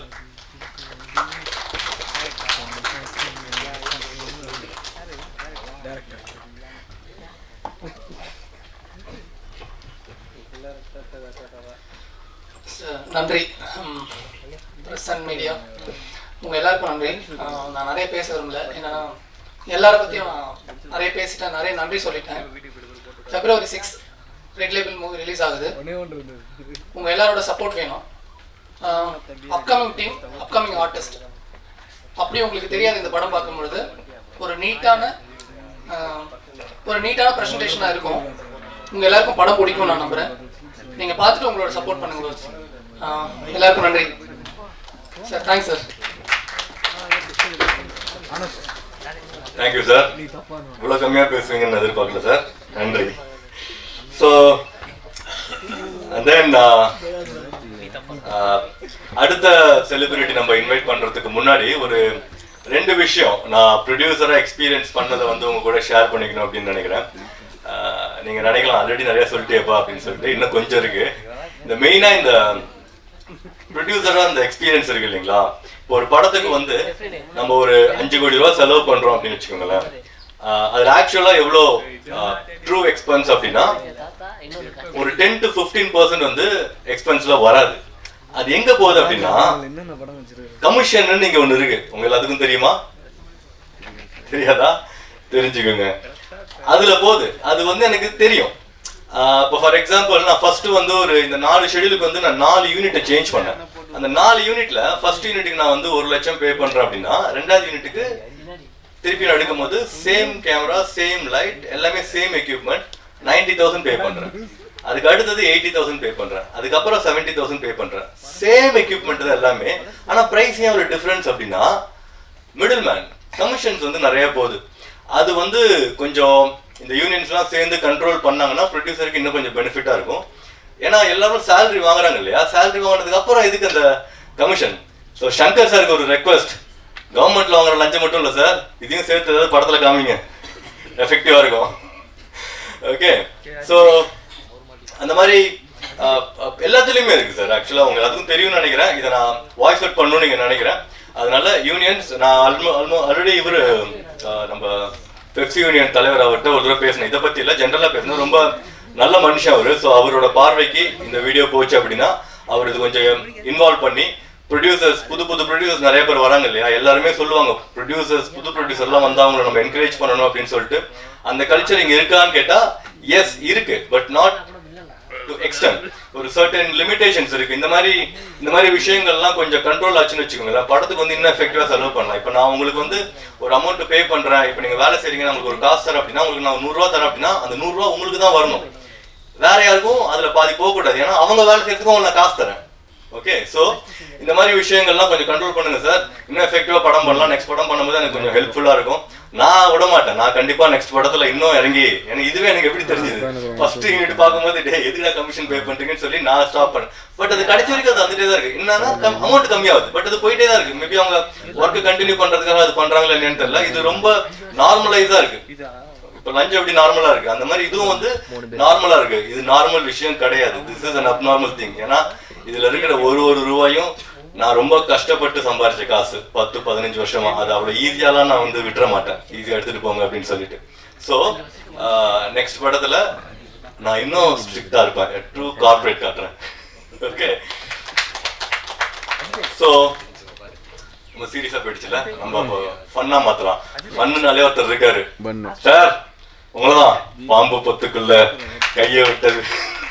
ஆனா அதெல்லாம் 5ஆம் தேதி வரைக்கும் தான். அதுக்கப்புறம் அவரை யாருமே அப்படி கூப்பிட மாட்டாங்க. அது ஏன் அப்படின்னு அவரே சொல்லுவாரு. எங்க படத்துல ரொம்ப இம்பார்ட்டன்ட் ரோல் பண்றாரு. சாரி, நம்ம படத்துல ரொம்ப இம்பார்ட்டன்ட் ரோல் பண்றாரு. அதை விட ரொம்ப முக்கியமான விஷயம் என்ன அப்படின்னா, எங்க கூட ப்ரொமோஷனுக்கு நாங்க கூப்பிடும் போதெல்லாம் வந்தாரு. ஒரு நாளைக்கு 10-15 இன்டர்வியூ. அந்த வயசு இல்லை சார், சாரி தள்ளாத வயசுன்னு சொல்லல நானு, வயசு இல்லை, இந்த வயசுலயும் காலையில இருந்து சாயங்காலம் வரைக்கும் எங்க கூட இருந்து அந்த மாதிரி ஒரு கோஆபரேஷன் வந்து நான் சத்தியமா எதிர்பார்க்கல சார் உங்ககிட்ட இருந்து. I am very happy.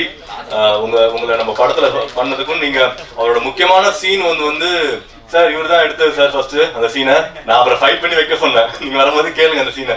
ரொம்ப இம்பார்ட்டன்ட் சீன் அது. அதை பத்தி அவரே சொல்லுவாரு. Sir mister Shanmugan sir please.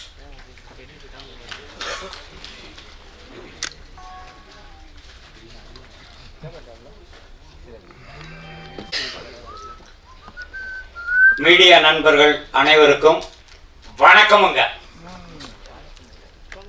அதாவது சினிமாவுடைய வெற்றிக்கு, ஒரு படம் வெற்றி அடையணும் அப்படின்னா அதுக்கு முன்னோட்டம் விடுறது அப்படின்றது வந்து நீங்க தான்.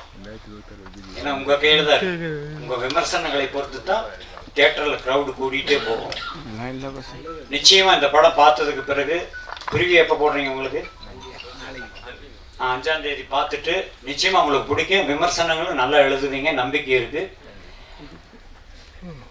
இந்த படத்தை பொறுத்த வரைக்கும் டோட்டல் யூனிட்டுக்கு நான் நன்றி கடன் பட்டவன். காரணம் வந்து சினிமா என்பது எப்போ முதல் ஆரம்பிச்சாங்களோ அந்த சினிமாவை எப்படி வந்து எடுக்கணுங்கிற ஒரு வரைமுறை இருக்கு. அந்த வரைமுறையை ஃபாலோ பண்ணவர் தான் இந்த ப்ரொடியூசர். அதான் அந்த காலத்தில் சினிமா ஆரம்பிக்கிறது முதல்ல வந்து கதையை தான் செலக்ட் பண்ணுவாங்க. ஒரு தயாரிப்பாளர் கதையை கேட்பார், பணம் போடுறோம் முதல் கதையை கேட்பார். இந்த கதை அவருக்கு பிடிச்சதுன்னா இந்த கதைக்கு யார் வந்து திரைக்கதை வசனம் எழுதுனாலும் அடுத்த ஆளை பிடிப்பாங்க. கதை ரெடி ஆகுது, திரைக்கதை வசனம் எழுத யார் ரெடி ஆகுது. இப்போ இந்த 2 பேரும் ப்ரொடியூசரும் சேர்ந்து உட்காந்து இந்த கதையை திரைக்கதை எழுதும் 3 பேருமா சேர்ந்து இந்த கதையை யார் டைரக்ட் பண்ணால் நல்லாயிருக்கும். ஏன்னா லவ் ஸ்டோரியாக இருக்கலாம், ஃபேமிலி சப்ஜெக்டாக இருக்கலாம், ஆக்ஷன் மூவியாக இருக்கலாம், எது வேணாலும் இருக்கலாம். ஆனால் இதை யார் இயக்கினால் நல்லா இருக்கும். அப்போ டைரக்டர் செலக்ட் பண்ணுறாங்க. ஆக கதை, திரைக்கதை வசனம், அதன் பிறகு இயக்குனர், இந்த 3 பேரும் சேர்ந்து ப்ரொடியூசர்கள் உட்காந்துட்டு தான் இந்த கதைக்கு யார் ஹீரோ, அப்புறம் இந்த கதைக்கு ஹீரோயின் யார், அப்புறம் சப்போர்ட்டிங் கேரக்டர் யார், இந்த குரூப் உட்காந்து டிசைட் பண்ணிட்டு ஒரு படம் எடுப்பாங்க. இதுதான் ஃபார்முலாவாக இருந்தது. ஆனால் இன்னைக்கு சினிமா ஒரே ஒரு ஹீரோ சொன்னால் போதும், அவர் சொல்கிறது தான் கதை, அவர் சொல்கிறது தான் ஷார்ட்டு, அப்படி ஆயிடுச்சு. உங்களுக்கெல்லாம் தெரியும். உண்மையிலேயே நாங்கள்லாம் டைரக்ட் பண்ணும்போது எந்த ஹீரோ எந்த ஹீரோயின் வந்து இன்டர்ஃபியர் ஆகவே மாட்டாங்க. நாங்கள் சொல்வதை மட்டும்தான் செய்வாங்க. அதனால அந்த காலத்தில் படம் ஹிட்டு. இன்னைக்கு எல்லாத்துலேயும் மூக்கம் நுழைக்கிறது செல்ஃபிஷ். என் சீன் நல்லா இருக்கும், நான் நல்லா இருக்கணும், இருக்கக்கூடாது. ஒரு திரைப்படம் என்பது எல்லாரையும் நம்பி, அந்த யூனிட்டியை நம்பி எடுக்கிறது தான் திரைப்படம். ஸோ செல்ஃபிஷை விட்டுறணும். நான் எந்த ஹீரோவாக இருந்தாலும் சரி, எந்த ஹீரோ தப்பாக நினச்சா இப்போ நான் கவலையே பட மாட்டேன். எதற்கு சார், ஒரு படத்துடைய வெற்றி என்பது கதை தான். அதை எல்லாரும் நினச்சி பார்த்துக்கணும் முதல்ல. இப்போ வருங்காலத்தில் வர்ற எந்த இயக்குனராக இருந்தாலும் சரி, எந்த நடிகராக இருந்தாலும் சரி, ஃபஸ்ட்டு கதை ஓகே ஆகணும். அந்த அளவில் கதையை முதல்ல சூப்பராக செலக்ட் பண்ணார் ப்ரொடியூசர். அப்புறம் அவர் நடிக்க வந்த கதையெல்லாம் வேற, அது சொன்னால் அடுத்த படம் எடுக்க ஆரம்பிச்சிடுவார். ரெண்டாவது சுயநலமாக எனக்கு ஒரு சந்தோஷம். இங்கே இந்த வரியை நான் நோட் பண்ணல, இப்போ இங்கே பாடும் பொழுது தான் நோட் பண்ணேன். ரத்தனபுரின்னு ஒரு ஏரியா கோயம்புத்தூரில், இந்த பாட்டில் வரும், இந்த ரத்தனபுரியில் நிறைய சினிமாக்காரங்க சுற்றி தெரிஞ்சிருக்கோம். கோயம்புத்தூர் ரத்தனபுரியில் அந்த ஏரியா தான் எங்கள் வீடு ஃபஸ்ட்டு. அதே ரத்தனபுரி ஏரியாவில் சுற்றி தெரிஞ்சவங்க சத்யராஜ் அவர்கள், சுந்தர் சி அவர்கள், ரகுவரன் அவர்கள், கோவை சரளா அவர்கள், ரஞ்சித் அவர்கள். இந்த மாதிரி அங்கே ஒரு குரூப்பே, ப்ரொடியூசர் கேஆர்ஜி அவர்கள், ப்ரொடியூசர் கே கோபிநாத் அவர்கள், இந்த மாதிரி ஒரு குரூப்பே அந்த ஏரியாவில் நிறைய அங்கேயே சுற்றி தெரிஞ்சவங்க தான். இது உண்மை. ஸோ வந்து எங்கள் ஊரில் நாங்கள் இருந்த ஏரியாவை பாட்டில் கொண்டு வந்ததுக்காக கவிஞருக்கு ரொம்ப நன்றி. அட கைதட்டுங்க, என்னங்க அது? இது கைதட்டலாம் இப்போ கேட்டு வாங்க வேண்டியதாக இருக்குது. சரி, எனிஹவ், சினிமா என்பது திரையரங்குகள் பார்க்கணும், இதுதான் உண்மை. ஏன்னா ஒரு 120 ரூபா கொடுத்து ஒரு படத்தை தியேட்டரில் போய் பார்த்தாதான் இந்த படத்தில் இருக்கிற 120 பேருக்கும் சாப்பாடு, அவங்களால தான் சாப்பிட்றோம். ஆக ஒரு படத்தோடைய வெற்றி மறுபடியும் அந்த 120க்கு இன்னொரு ஒரு ஸ்டெப்பு மேலே போகிறதுக்கு இருக்கு. ஸோ காசு கொடுத்து பார்க்கறது அப்படிங்கிறது வந்து எவ்வளவு யோசிக்க வேண்டியதாக இருக்குது. ஏன்னா 4 பேர்கிட்ட கேட்குற அந்த படத்துக்கு போகலாமா வேணாமான்னு. அதுக்கு காரணம் விமர்சனங்களை பொறுத்து தான் அவனும் கேள்வி கேட்குறான். அடுத்தவங்கிட்ட போய் படம் பார்த்துட்டு வந்தவன்ட்டு எல்லாம் போய் கேட்பான், படம் மாப்பிள்ளை எப்படி இருக்கான்னு. ஆனால் நீங்கள் கொடுக்குற விமர்சனம் மட்டுமே ஒரு படத்தை கண்டிப்பாக சில்வர் ஜூபிலி கொண்டு போய் நிறுத்தும். அது உங்கள் கையில் தான் இருக்கு. நிச்சயமாக இந்த படத்தை நீங்கள் பார்க்கும் பொழுது நிச்சயமாக நல்லா தான் விமர்சனம் எழுதுங்க, நோ டவுட். பேசிக்காக நானும் ஒரு ரைட்டர் டைரக்டருக்கு தான் சொல்கிறேன். நிச்சயமாக அந்த படம் மாபெரும் வெற்றி. இந்த படம் தியேட்டருக்கு வரும்போது ரெட் லேபிள்ன்ற டைட்டில் வச்சுட்டு படம் பார்க்க வருவாங்க. படம் பார்த்து வெளியே வரும்பொழுது நிச்சயமாக ரசிகர்கள் இதுக்கு கொடுக்கப்படும் முத்திரை green green green green label, இதில் மாற்று கருத்து கிடையாது. அவர் சொன்னார், என் படத்தில் வந்து ஒரு கேரக்டர், அதாவது எனக்கு முன்னாடி எனக்கு 2 பேர் இருந்தது. தமிழ்நாட்டுக்குள்ளே எங்கே போனாலும் சரி என்னை பார்த்தா அனுமோகன் யாருமே கூப்பிட மாட்டாங்க. யார் பார்த்தாலும் அப்புறங்க பாம்பு பொத்து எப்படி இருக்கீங்கன்னு தான். 2வது டைலாக்கு, எனக்கு நீங்கள் தான் எனக்கு இந்த புறாவுக்கே பெல் அடிச்சதுமாங்க. ஆனால் இந்த படம் வந்ததுன்னா அதை 2ஐயும் விட்டுட்டு வேற மாதிரி கூப்பிடுவாங்க. என்னன்னு கேட்குறீங்களா? சிரிக்கக்கூடாது, ஆனால் சொன்னால் சிரிப்பீங்க. குஞ்சு, டே குஞ்சு. ஆர்வி உதயகுமாருடைய பிஏ அவர் எம்எல்ஏ கேரக்டர் பண்ணிக்காரு. அவருடைய பிஏ நான் தான். குஞ்சப்பன் அப்படிங்கிற பேரை அப்பனை கட் பண்ணிட்டு அடிக்கடி எனக்கு கூப்பிடுற பேரு அதுதான். குஞ்சப்பா இங்கே வா, என்றா குஞ்சு பண்ற நீ, இப்படியே பேசிட்டு இருப்பாரு. ஆக இனிமேல் என்னை வந்து பப்ளிக்கில் தமிழ்நாட்டில் 7ஆம் தேதி காலையிலேருந்து குஞ்சுன்னு தான் கூப்பிடுவாங்க.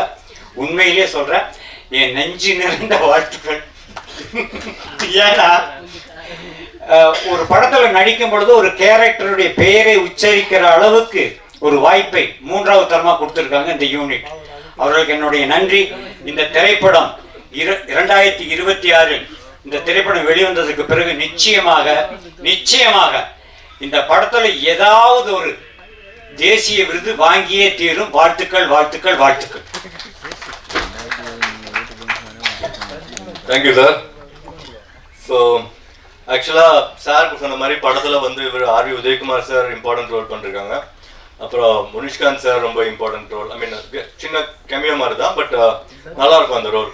அந்த ரோலுக்கு ஆக்சுவலாக பார்த்தீங்கன்னா நாங்கள் கதை எழுதும் போது வந்து கவுண்டமணி சார் தான் வந்து அந்த ரோலை மைண்டில் வச்சு அவர் எழுதினார். எனக்கு ரொம்ப பிடிக்கும் அவரை. யாருக்கு தான் பிடிக்காது, எல்லாத்துக்குமே பிடிக்கும். ஸோ அவரை வச்சு எழுதணும். பட் அவரை போய் அப்ரோச்லாம் பண்ண முடியாது இல்லையா? ஸ்ட்ரைட்டாக என்கிட்ட சொன்னாங்க, அவர் வீட்டுக்குள்ளே சேர்க்க மாட்டாரு அப்படின்னு. சரி எதுக்கு, பட் எழுதுறது அவரை வச்சு தான் எழுதணும். அதுக்கப்புறம் நிறைய பேர் அப்ரோச் பண்ணுவோம். ஸ்ட்ரைட்டாகவே முனிஷ்காந்த் சார் வந்து அதை பண்ணல. இதில் வந்து ஒரு ஃபன்னியான ஈவெண்ட் என்ன அப்படின்னா, மேபி இது உங்களுக்குலாம் பழகிருக்கலாம், எனக்கு ரொம்ப புதுசாக இருந்தது அந்த அனுபவம். ஒரு ஃபேமஸ் ஆர்டிஸ்ட், இப்போ வந்து ரொம்ப பீக்கில் இருக்காரு, கேரக்டர் ஆர்டிஸ்ட் அவரை நாங்கள் அப்ரோச் பண்ணோம் அந்த ரோல் பண்ணுறதுக்கு. ஒரு சேலரி, ரொம்ப பெரிய சேலரி கேட்டார். சேலரி யார் வேணால் கேட்கலாம், அது வந்து அவங்களோட உரிமை. அவங்க 50 லட்சம் கேட்கலாம், 5 கோடி கேட்கலாம், 5 லட்சம் கேட்கலாம், அது அவங்களோட இஷ்டம். பட் அதோட சேர்த்து இந்த ட்ராவல் பண்ணுவாங்க இல்லையா, அதுக்கு வந்து 1 கிலோமீட்டருக்கு 20 ரூபா அப்படின்னு சொன்னார். எனக்கு அதை கேட்டு பயங்கர சர்ப்ரைஸாக இருந்தது. ஜென்ரலாக ட்ராவல்னால் நீங்கள் பஸ்ஸு ட்ரெயினில் ஃப்ளைட் போட்டு கொடுங்க அப்படின்வாங்க. அது என்ன ஒரு கிலோமீட்டருக்கு 20 ரூபா, மேபி அப்படி தான் இருக்கா அப்படின்றது எனக்கு தெரியல. பட் அப்படி இருந்ததுன்னா ரெஃப்ஜன் ஃபிலிம் ஃபேக்ட்ரி அந்த மாதிரி டெக்னீஷியன்ஸோட ஒர்க் பண்ண மாட்டாங்க, இப்பயும் சரி ஃபியூச்சர்லையும் சரி. அது ஏன் அப்படி ஒர்க் ஆகுதுன்னு எனக்கு தெரியல. அப்படி 20 ரூபா நம்ம கொடுக்குறோம்னா அது டிராவல்ஸ் வண்டி, நான் 4 பேர் அதில் ஏற்றி அனுப்பிவிடுவேன், Chennai to Coimbatore. Okay, so அப்படி தான் அது ஒர்க் ஆகணும். இதை வந்து நம்ம நார்மலைஸ் பண்ணக்கூடாது. சேலரி அஃப்கோர்ஸ் இன்னும் அது அவங்களோட இஷ்டம் தான் நம்ம ஒர்க் பண்ண போகிறோம். அதேமாதிரி இந்த அசிஸ்டன்ஸ்னு ஒரு கல்ச்சர் இருக்கு இல்லையா, அதுவும் வந்து எனக்கு பெருசாக உடன்பாடு கிடையாது. இப்போ உங்களுக்கு தெரியும் என் படத்தில் ஏன் நிறைய நோன் ஃபேஸ் இல்லை அப்படின்னு. ஏன்னா இந்த கண்டிஷன்லாம் போட்டால் நிறைய பேர் வரமாட்டாங்க அப்படின்னு நினைக்கிறேன். பட் அகைன் அதை நான் பற்றி கவலைப்படல. ஏன்னா அவ்வளோ டேலண்ட்ஸ் இருக்காங்க. இப்போ நம்ம படத்தில் ஒர்க் பண்ணவங்களும் எல்லாமே வந்து பயங்கர டேலண்டட் பர்சன் தான். நீங்கள் படம் பார்க்கும்போது உங்களுக்கு தெரியும். டெக்னிக்கலாக இந்த படம் வந்து ரொம்ப ஸ்ட்ராங்காக இருக்கும். இந்த படத்தோட பட்ஜெட் சின்ன பட்ஜெட்லாம் கிடையாது. இப்போ ரீசெண்டாக ரிலீஸ் ஆகி சக்ஸஸ்ஃபுல்லாக ஓடிட்டு இருக்க இப்போ சிறை டிடிடி அந்த பட்ஜெட்டுக்கு ஒன்று ஈக்குவலாக இருக்கும், இல்லை அதோட ஜாஸ்தியாக இருக்கும். நீங்கள் அவுட் பார்க்கும்போது உங்களுக்கே தெரியும் இந்த படம் எப்படி குவாலிட்டியாக இருக்குது அப்படின்றது. ஸோ படம் பார்த்துட்டு நீங்கள் வந்து வாவ் சூப்பர் அப்படின்னு சொல்கிறீங்களோ இல்லையோ எனக்கு தெரியாது, அது உங்களோட ஒப்பீனியன். பட் ரொம்ப ஹானஸ்டாக பண்ணுறோன்னு கண்டிப்பாக சொல்லுவீங்க. எங்கேயுமே நாங்கள் ஓபி அடிக்கல. இந்த இடத்துல நம்ம பாட்டை வச்சு ஓட்டிடலாம், இங்கே ஃபைட்டை வச்சு ஓட்டிடலாம் அப்படின்லாம் எதுவுமே பண்ணல. ஒரு சீனும் மூவ் ஆகிக்கிட்டே இருக்கும். இந்த படம் நாங்கள் 52 நாள் ஷூட் பண்ணிருக்கோம். படத்தோட number of minutes 1 hour 55 minutes தான். அந்த அளவுக்கு ஸ்க்ரீன் பிளே ரொம்ப டைட்டாக வச்சுருக்காங்க. என்கேஜிங்காக இருக்கும்னு நான் நம்புகிறேன். நீங்கள் 5ஆம் தேதி அந்த படத்தை ப்ளஸ் நீங்கள் பார்த்துட்டு 6ஆம் தேதி மக்களுக்கு கொண்டு போய் சேர்ப்பீங்கன்னு நான் நம்புகிறேன். அண்ட் தென் இந்த படத்தை வந்து லாஸ்ட்டாக நம்ம அஜித் சார் விநாயக் மகதேவ் கடைசியாக வந்து சேர்ந்தார் அப்படின்னு சொல்கிற மாதிரி இந்த படத்தை டிஸ்ட்ரிபியூட் பண்ணுறதுக்கு எங்களுக்கு ரொம்ப ஹெல்ப் பண்ணுறது வந்து ட்ரீம் வாரியர்ஸ் பிக்சர். அவங்க இந்த படத்தை பார்த்தாங்க. மிஸ்டர் குஹன் சார் இங்கே வந்திருக்காங்க. அவங்க பார்த்துட்டு அவங்க எங்களை என்கரேஜ் பண்ணி இந்த படத்துக்கான ப்ரொமோஷன் மேக்ஸிமம் வந்து அவங்க டீம் வந்து அவங்க சைட் பண்ணிட்டு இருக்காங்க. படத்தை கொண்டு போய் சேர்க்கணும், ஒரு நல்ல படத்தை மிஸ் பண்ணக்கூடாது. உங்களுக்கு படம் பிடிச்சிருக்குன்னு நான் நம்புறேன் sir. So please come on to the stage and few words please.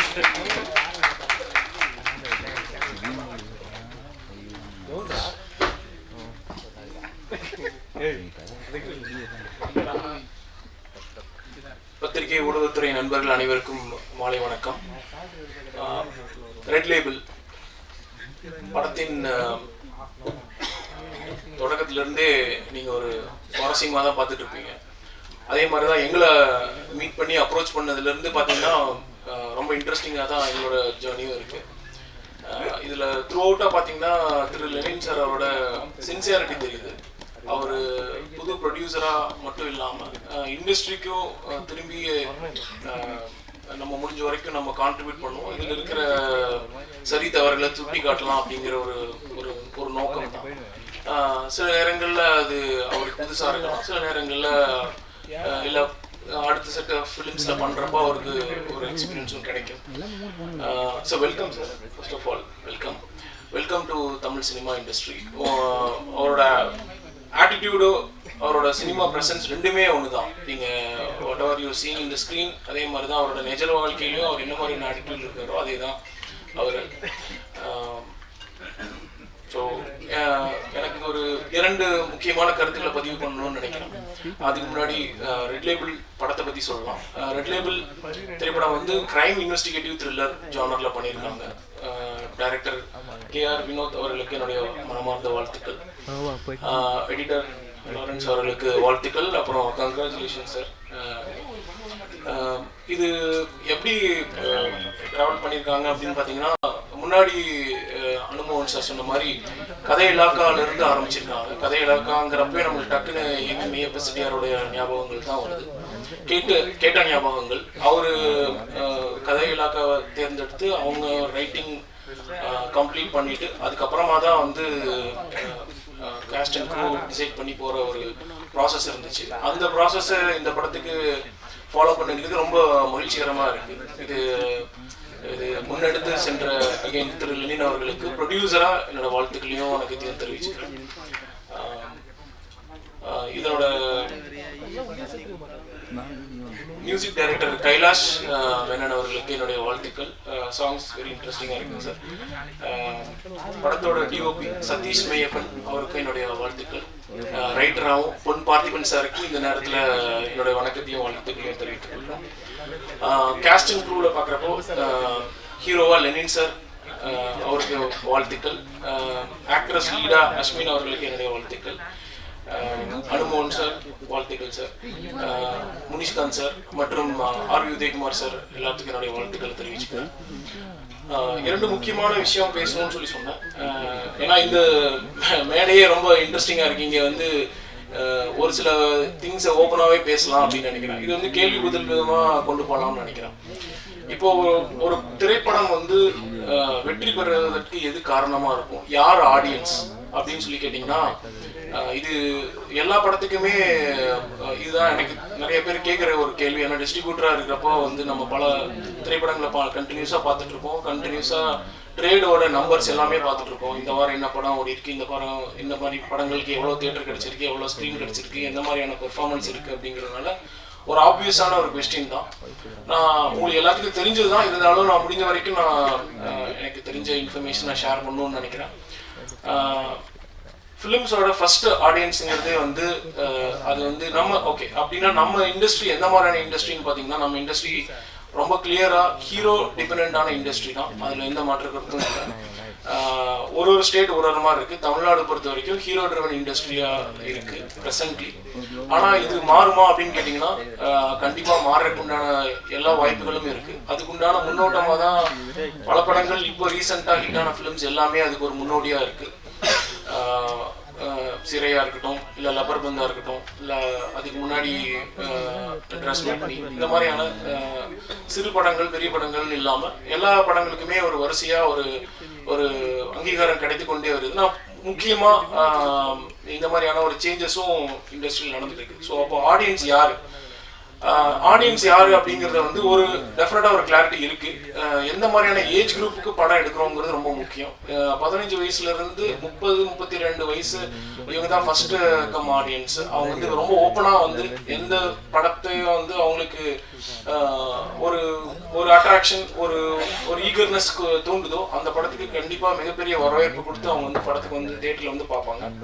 அதுக்கப்புறம் வேர்ட் ஆஃப் மவுத் ரொம்ப முக்கியம். வேர்ட் ஆஃப் மவுத் வந்து இன்னைக்கு லோக்கல் இன்ஃப்ளூயன்சர்ஸ் ரொம்ப முக்கியம். அந்த வகையில் பத்திரிகையாளர்களான உங்களை எல்லாத்தோட கான்ட்ரிபியூஷன் ரொம்ப ரொம்ப முக்கியம். இன்னும் இது வலுவடைய போகுது அப்படிங்கிறது தான் இந்த நேரத்தில் நான் தெரிவிக்கணும்னு நினைக்கிறேன். டிஜிட்டலாக இருக்கலாம், இல்லை வந்து பிரிண்ட் மீடியா, எல்லாருமே சேர்ந்து தான் சொல்கிறேன். அவங்களோட பங்களிப்பு வந்து எந்த ஒரு திரைப்படத்துக்குமே வந்து ரொம்ப முன்னோடியாகவும் இருக்க போகுது, ரொம்ப இன்ஃபர்மேட்டிவாகவும். அந்த இப்போ நீங்கள் நிறையா சேனல்ஸ் கவனிச்சிங்கன்னா யூடியூப் ரிவ்யூவர்ஸோட ஒரு செட் ஆஃப் ஃபாலோவர்ஸ் வச்சுட்டு அந்த படம் எப்படி இருக்குங்கிற கருத்தை வச்சும் படம் பார்க்குறாங்க. அந்த கண்டினியூஷன் கண்டிப்பாக இருக்கும். இது என்னோட ட்ரேட் அனாலிசிஸ்ல நான் சொல்ற விஷயம். இது இன்னும் மேலும் இதை நோக்கி தான் போகும். அப்போ வந்து ஒரு திரைப்படத்தினுடைய ஆடியன்ஸ் யாருன்னு பார்த்தீங்கன்னா ஹீரோ ட்ரிவன் இண்டஸ்ட்ரின்னு சொன்னேன். அப்போ வந்து முதல் ஆடியன்ஸ் வந்து கண்டிப்பாக அவங்களோட பெரிய ஹீரோனா டாப் 10 ஹீரோஸ்ல இருக்கிறவங்களுக்கு கண்டிப்பாக அவங்களோட ஃபேன்ஸ் தான் ஃபர்ஸ்ட் ஹீரோவாக இருப்பாங்க. அதை தாண்டி வந்து அப்போ அந்த ஹீரோவை தாண்டி வேறு யாருமே பண்ண முடியாதா அப்படின்னா அப்படிலாம் கிடையாது. கதை பேஸ்டான ஃபிலிம்ஸ் எல்லாமே ஒர்க் ஆகும். அதனால உங்களோட கதை இலக்காவை உறுதியாக வச்சுக்கோங்க, ரொம்ப ஸ்ட்ராங்காக வச்சுக்கோங்க. இங்கே குறிப்பிட்ட மாதிரி முக்கியமான அடுத்த இம்பார்ட்டண்டான இது வந்து பாடல்கள் வரியாக இருக்கட்டும். இப்போ பாரதி சார் மாதிரி பாடல்களாக இருக்கட்டும், வரிகளாக இருக்கட்டும். அதே மாதிரி கைலாஷ் மேனன் மாதிரியான மியூசிக்கோட அவுட்கம் வந்து ரொம்ப இம்பார்ட்டன்ட். இன்னைக்கு ரீரிலீஸ் ஆகிற எல்லா படத்துலையுமே வந்து பார்த்தீங்கன்னா அவங்க உள்ள என்டர்டெயின்மெண்ட் பண்ணுறதே வந்து பாடல்கள் தான்.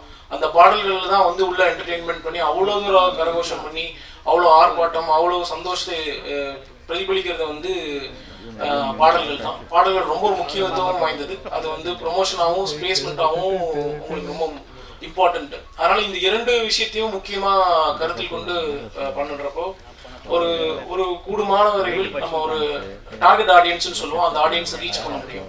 சரி அப்படின்னா எவ்வளோ ஆடியன்ஸ் வந்து பார்க்கணும் அப்படின்னு சொல்லி போட்டு இன்னொரு விகிதாச்சாரம் கேட்குது.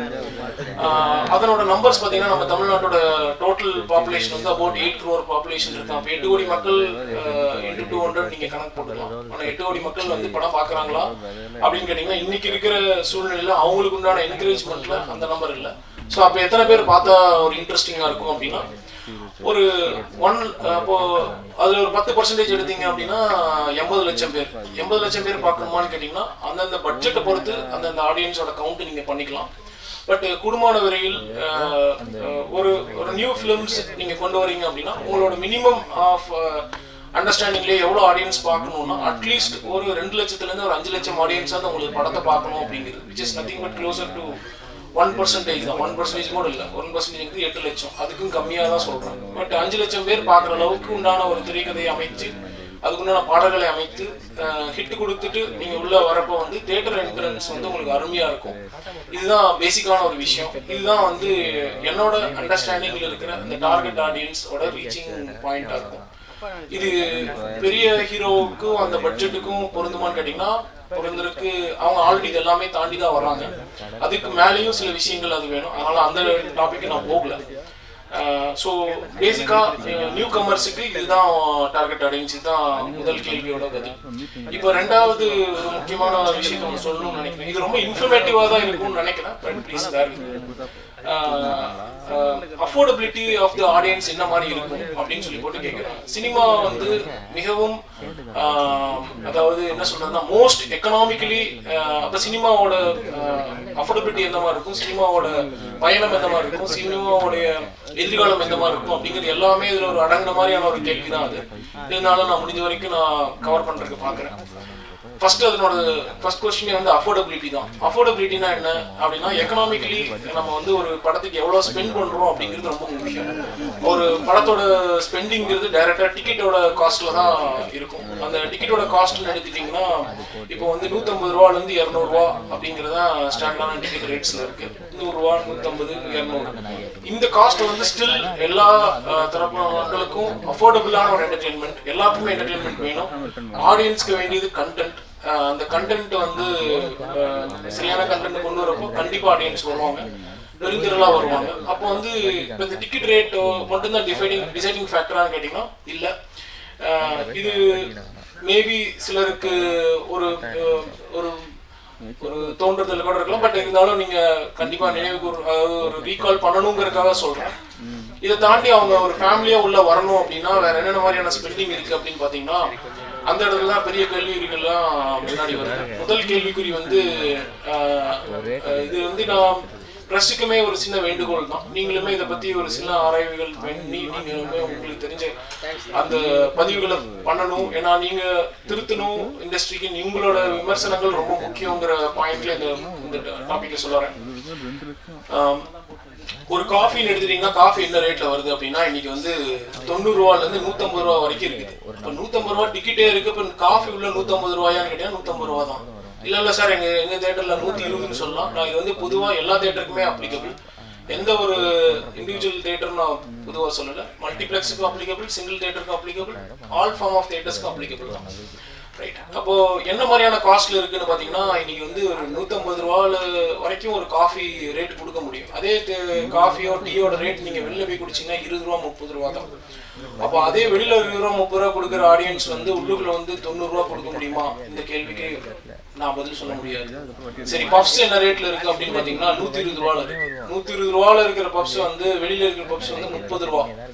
ஸோ இது 20 ரூபா. சரிங்க சார். இப்போ இது வந்து 130 ரூபாய்க்கு வந்து வாங்க முடியுமா எனக்கு தெரியல. ரைட். இல்லை சார், இப்போ வந்து டிக்கெட் ரேட் முன்னாடி வந்து 100 ரூபால இருந்தப்ப வந்து பாப்கார்னோட ரேட் வந்து அந்த பேக்கெட்ல போட்டு கொடுத்து அந்த மாதிரி மீல் சிப்ஸ் கொடுத்த பீரியட்லாம் இருக்கு. நீங்க அதை தாண்டி இன்னும் கொஞ்சம் ஹைஜீனிக்கா கொண்டு வந்துட்டோங்கிறது ஓகே. பட் ஆனால் அந்த பீரியட்ல இருந்த ரேட் வந்து 20 ரூபா. இன்னைக்கு இருக்கிற ரேட் வந்து ஒரு பப்ஸ் நீங்க ஒரு பாப்கார்னோட ரேட் பார்த்தீங்கன்னா 20 ரூபா இருந்து இன்னைக்கு வந்து பல மடங்குகள் ஜாஸ்தியா இருக்கு. 150 ரூபால தொடங்கி 700 ரூபா வரைக்கும் இன்னைக்கு பாப்கார்னோட ரேட் இருக்கு. இது உங்க எல்லாத்துக்குமே தெரிந்தது தான். இது இந்த மாதிரியான டிஃபால்ட் ப்ரெஷர்ஸ்ன்னு சொல்லுவோம். டிஃபால்ட் ப்ரெஷர்ஸ் வந்து ஆடியன்ஸ் கொண்டு வரப்போ இதுக்கு அவங்களுக்கு எந்த மாதிரியான ஒரு என்கரேஜ்மெண்ட் கொண்டு வருங்கிறது தான் ஒரு கேள்வியா இருக்கு. அப்போ என்ன ஆகும்னா economically still very very compact ticket ரேட்ஸ்ல இருக்கிற ஒரு சினிமா இண்டஸ்ட்ரி உள்ள வரப்போ அது எந்த மாதிரி மாற்றத்தை கொடுக்குது, எந்த மாதிரியான எக்ஸ்பீரியன்ஸ் கொடுக்குது, அப்போ எந்த மாதிரியான தாக்கத்தை கொடுக்குது அப்படிங்கிறது ரொம்ப இம்பார்ட்டன்ட். அப்போ என்ன ஆகும்னா இது ஏன் இந்த கேள்விகள்லாம் கேட்குறேன் அப்படின்னா இது எந்த மாதிரியான தாக்கத்தை வந்து கொடுக்கும் அப்படின்னா இது ஒரு பட்ஜெட் காம்பேக்ட் பட்ஜெட்ல பண்ற ஃபிலிம்ஸ்க்கு தான் வந்து இதனோட இம்பாக்ட் ரொம்ப ஜாஸ்தியா இருக்கும். ஒரு ஓப்பன் மைண்டா வந்து படம் பார்க்க முடியாம அவங்க இந்த காஸ்ட் ஃபேக்டர்ல உள்ள கொண்டு வந்துட்டு எனக்கு திருப்தி அடையுதாங்கிறது என்ன அப்படின்னா அவங்க கொடுக்குற காசுக்கு உண்டான ரிஃப்ளெக்ஷன் தான் அது. ஸோ அது ஒரு பெரிய கேள்வியாவே இருக்கு. அந்த கேள்வியோட என்னோட ஸ்பீச்சையும் நான் இங்க பாஸ் பண்றேன். எங்களுக்கு தொடர்ந்து ஆதரவு கொடுத்து கொண்டிருக்கும் அனைத்து பத்திரிகை ஊடக நண்பர்கள் அனைவருக்கும் வணக்கம், நன்றி. உங்களோட ஆதரவும் பங்களிப்பும் இந்த படத்துக்கு கண்டிப்பாக தேவை. இந்த மாதிரியான நியூ ப்ரொடியூசர்ஸ் ஒரு வருடத்துக்கு கிட்டத்தட்ட 200 பேர் பக்கம் வர்றாங்க. அவங்கள நம்ம வழிநடத்தி முடிஞ்ச வரைக்கும் சப்போர்ட் பண்ணி கொண்டு போக வேண்டியது நம்மளோட ரெஸ்பான்சிபிலிட்டி. அந்த மாதிரி ரெஸ்பான்சிபிலிட்டியில தான் நான் இங்கே இருக்கேன். Thank you, thanks for the opportunity. Thank you sir. So உண்மையாலுமே அவங்க டீம் வந்து ரொம்ப ப்ரொஃபஷ்னலாக இருக்காங்க. அதுவே எனக்கு ரொம்ப பிடிச்சிருந்தது. ஆக்சுவலாக என்ன ப்ரொஃபஷனல் அப்படின்னா, இப்போ நான் ஒரு 11 மணிக்கு மீட் பண்ண போகிறேன் அப்படின்னா ஷார்ப்பாக 11 மணிக்கு அவரும் மீட் பண்ணுவார். அந்த ஒரு குவாலிட்டி எனக்கு ரொம்ப பிடிச்சிருந்தது. என்னடா அவன் எப்போ பார்த்தாலும் டைமை பற்றியே பேசுகிறான் அப்படின்னா அது என்னமோ தெரில, எனக்கு அது ரொம்ப பிடிக்கும் டைம் மெயின்டைன் பண்ணுறது. ஓகே, நெக்ஸ்ட் டைம் நான் நம்ம பிஆர்ஓ கிட்ட சொல்லிட்டே இருப்பேன் 4 மணிக்கு ஷார்ப்பாக ஆரம்பிக்கணும் அப்படின்னு சொல்லிட்டு. ஆனால் அவர் இது வரைக்கும் பண்ணதே கிடையாது. நெக்ஸ்ட் டைம் இன்னும் கொஞ்சம் ஸ்ட்ரிக்டாக அவர்கிட்ட நான் இருக்கணும். ஓகே, ஸோ படம் நம்ம தேர்ஸ்டே அன்னைக்கு ப்ரெஷ் ஷோ பிளான் பண்ணிருக்கோம். நீங்கள் வந்து பாருங்க, உங்களுக்கு பிடிக்கும்னு நான் நம்புகிறேன்.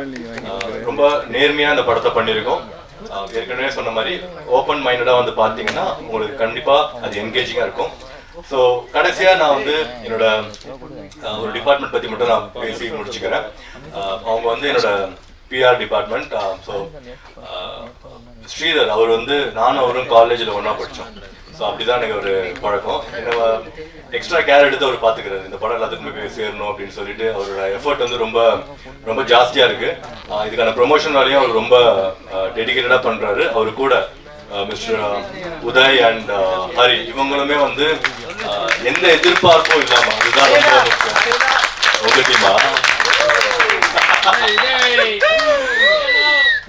சூப்பர். இது தெரிஞ்சா நான் ஃபர்ஸ்டே பேசியிருப்பேன் அவளை பத்தி. ஓகே, ஸோ இப்போ நீங்க நம்ம படம் ஓரளவுக்கு இந்த மீடியா இண்டஸ்ட்ரியில் எல்லாத்துக்கும் தெரியுது அப்படின்னா அவங்களோட ரோல் ரொம்ப ரொம்ப இம்பார்ட்டன்ட். லாஸ்ட் ஒரு 2-3 மந்த்ஸாக வந்து அவங்கள போட்டு நான் பயங்கரமாக புழிஞ்சு எடுத்துட்டேன். அதை ஹானர் பண்ணுறதுக்கு நான் ரொம்ப ஆசைப்படுறேன். So small gift for them. வாங்க ஸ்ரீதர், உதய் அண்ட் ஹரி.